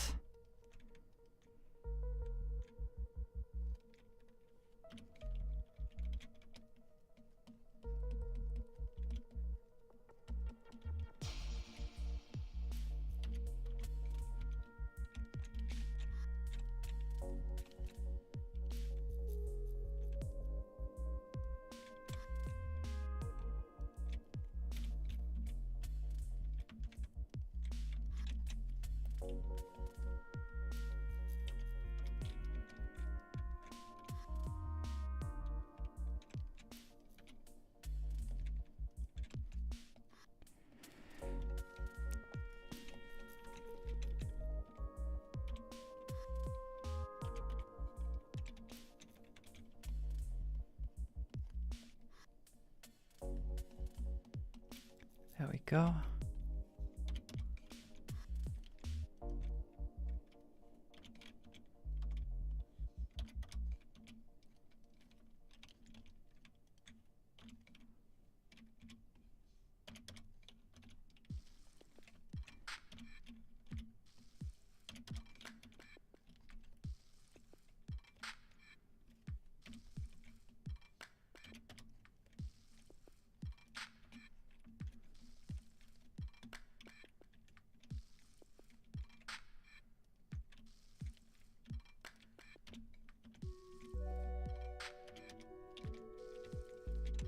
Okay, I think all of these are aligned now.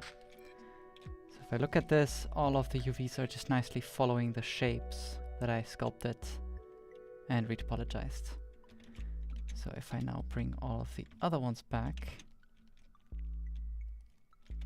I can actually arrange all of this to fit onto the same UV island. That would be ideal.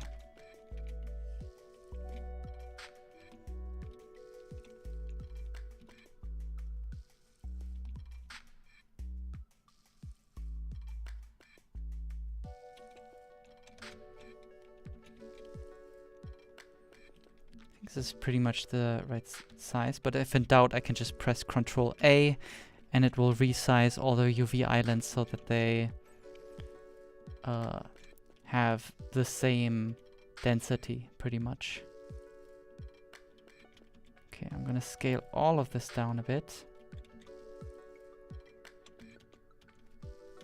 But not just like that. I'm gonna use the center of the UV space as the pivot, so some of these just stay symmetrical.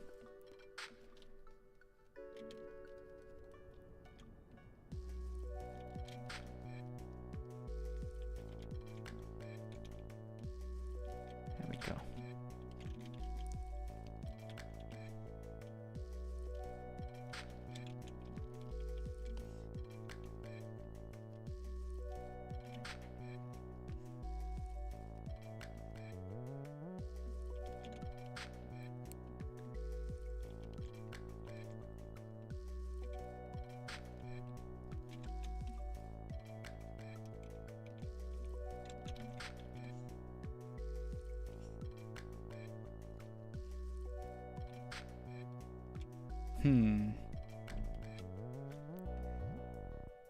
Okay, let's try to arrange this a bit differently.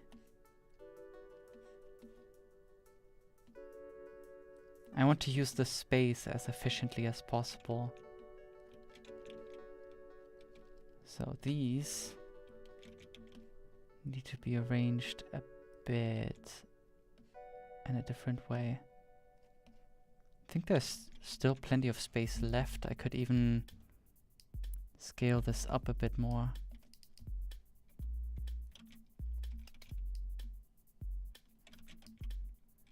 Maybe I'm getting greedy, I don't know.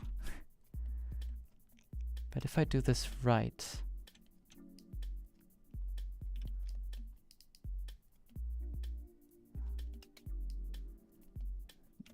then I just get more space for textures. Like that.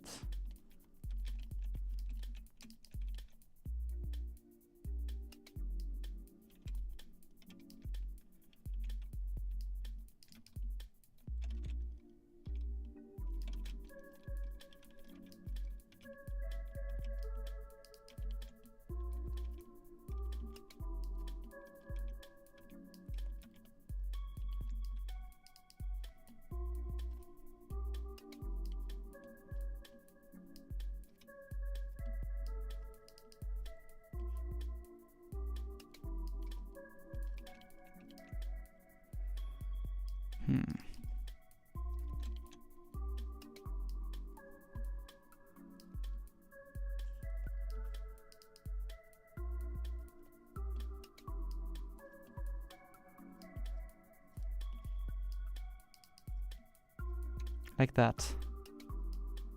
This is really just a puzzle, like, of how do you fit everything on this thing as efficiently as possible. But there's also scripts and add-ons that make this do this automatically, and in a pretty good way. I actually need to compare them a bit more and use them.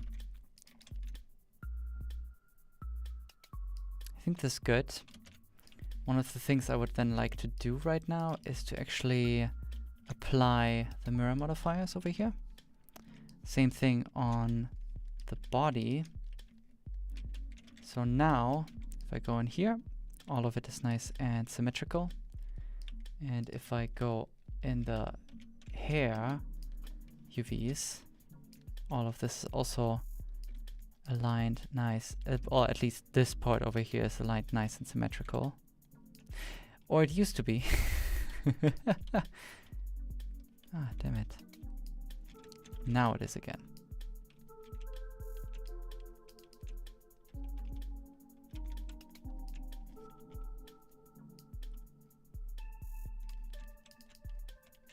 It's a little bit of overlap. I wish there would be an overlay that shows any overlapping UVs and also mirrored UVs, like lots of debugging overlays. That would be useful. But looks like I have all of the main UVs laid out except for the tongue. Oh, no, it actually already has UVs. Still has an armature modifier. That's not good. But yeah. There we go. Some more questions. Thanks for doing these streams, Julian. I'm following along as I make a similar character and learning a lot about UVs from this. Thank you. I'm glad. If using a software with 3D global space mirroring like Substance Painter, is there any reason to spend the time symmetrizing the UVs? Yes. Well, in Substance Painter, just keeping symmetry while painting is relatively straightforward. Same as Blender, at least in 3D space. But if you ever export your textures to a 2D editing software like Krita or Photoshop or something like that to paint over it, it's actually massively beneficial to just be able to just to know that the UVs are symmetrical, so you can just paint one side and then flip it over to the other.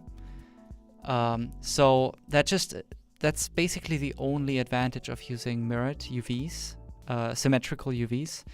They will make sure that you can also easily edit the textures outside of a 3D application.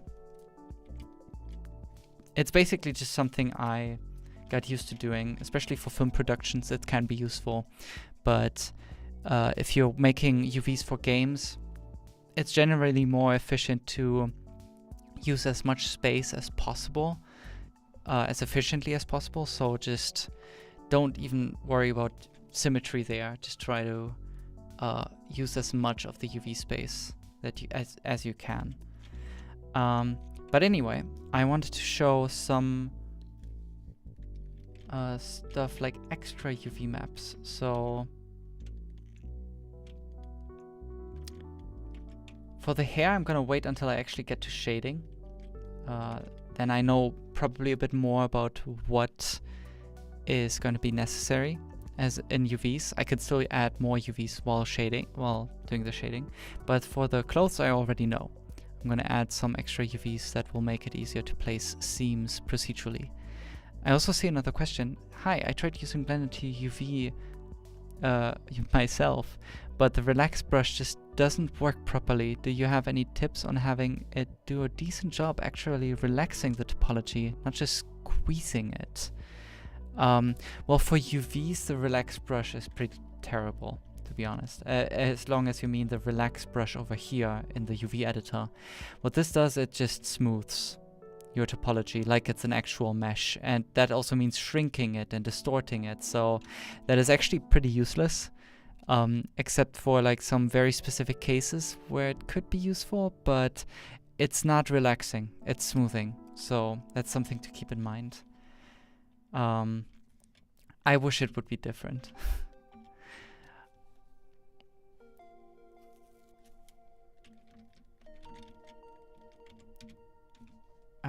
But yes, so I'm already kind of aware about where the seams are supposed to be.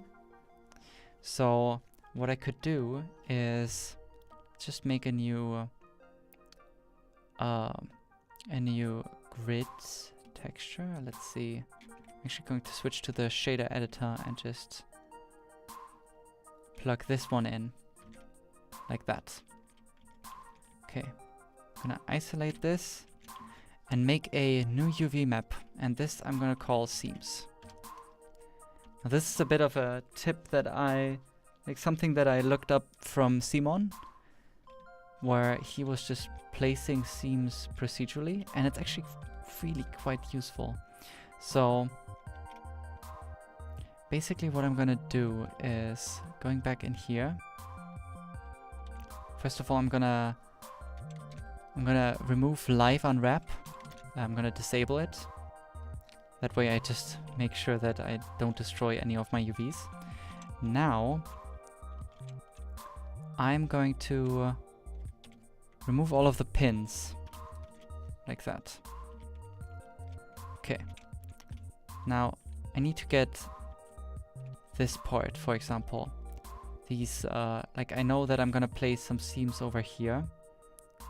So I'm gonna get these stripes over here from the topology, and I'm going to make them as straight as possible. So if I select one of the faces over here, I can use UV and then follow active quad. Where is it?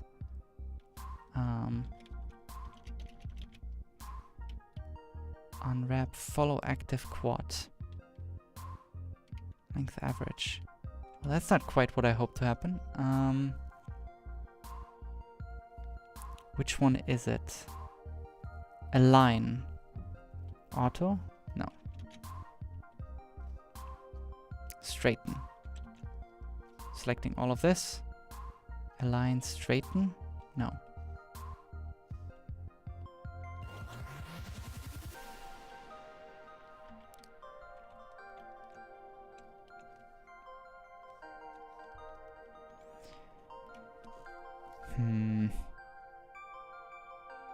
Should have looked this up before. Which operator this is exactly. Oh well. I'm gonna select at least already the ones that I need, like these. Hiding them. Then I also need these two. I hide them. And also ideally these two over here. Well, I'm just gonna add this one as well. And hide this as well. Now if I unhide this, these are all the seams that I need. I'm gonna invert my selection, just scale this down. Basically, just keep this to the side. Don't really think about it. Like that. Perfect. Actually, I'm gonna scale it down even more.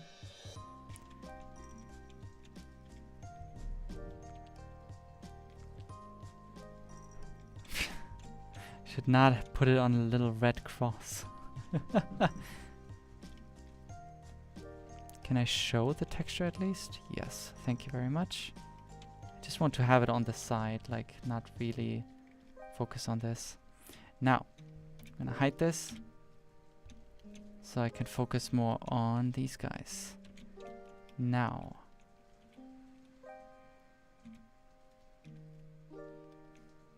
do I need to have the selection synced? Maybe that's the case.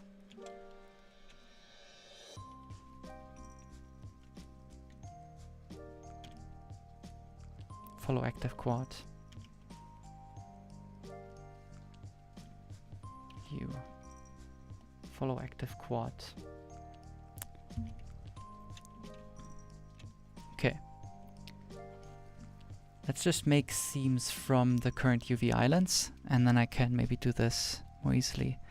I see a question, or maybe an answer. After making the quad perfectly aligned rectangular, then unwrap follow active quad should work properly. Okay, now I place the seams, so if I select one of these and say you follow active quad, okay, select all of this, you follow active quad, there we go. Okay, that looks already better, but still not like what I wanted. Maybe if I select even, no. Length, no.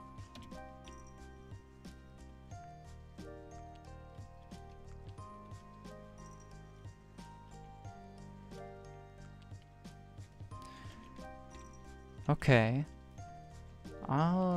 This is pretty unfortunate. Well, in that case, the default way how I would just do this, if it doesn't work like this, is just aligning it manually. Scaling this down along Y, scaling this one down along Y, same thing for this, same thing for this. Now if I scale this up,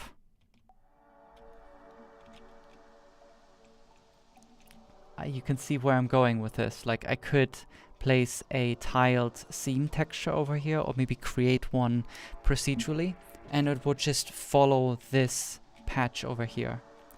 And as long as I have this very much aligned with the edge of the UV map, I can also predictively place that seam from a fixed distance to this this edge over here. Okay, let's try that. I'd also like to have this kind of evenly. This is not exactly how I want it to be. Oh man.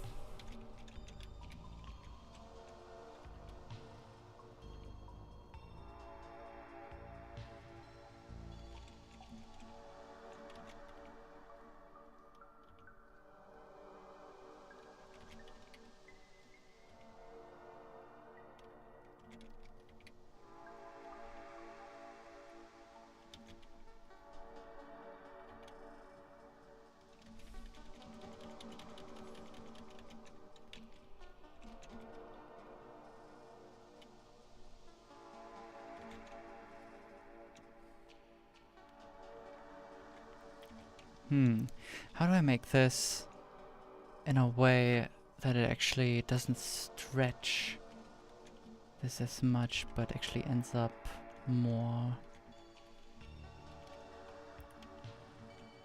well, having the grids more evenly aligned, like evenly scaled.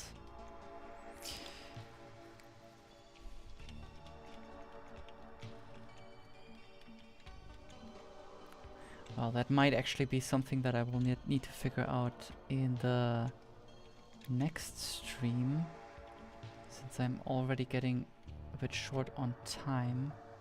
But since the UVs are pretty much close to being finished,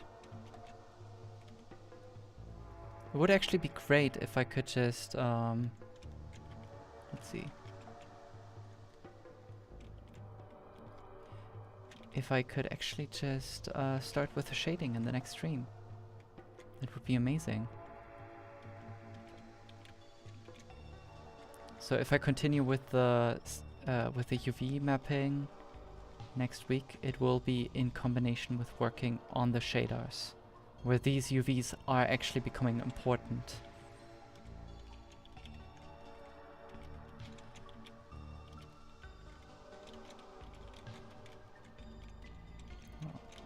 Seam in the back over here.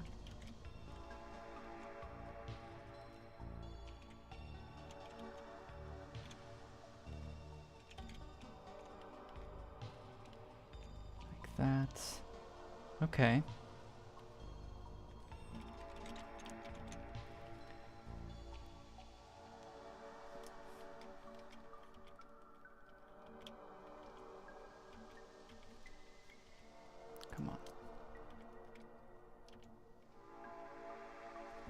try to unwrap this and then say over here, follow active quad. Doesn't quite work.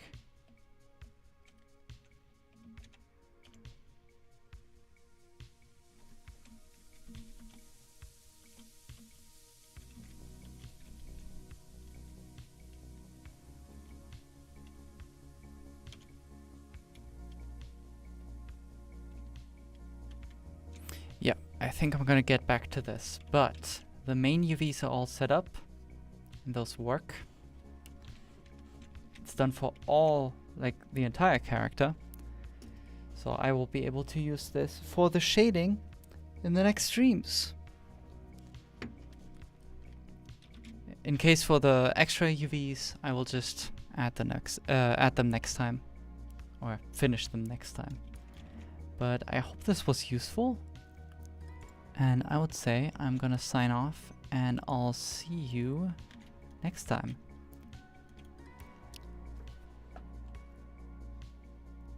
Okay, then see ya.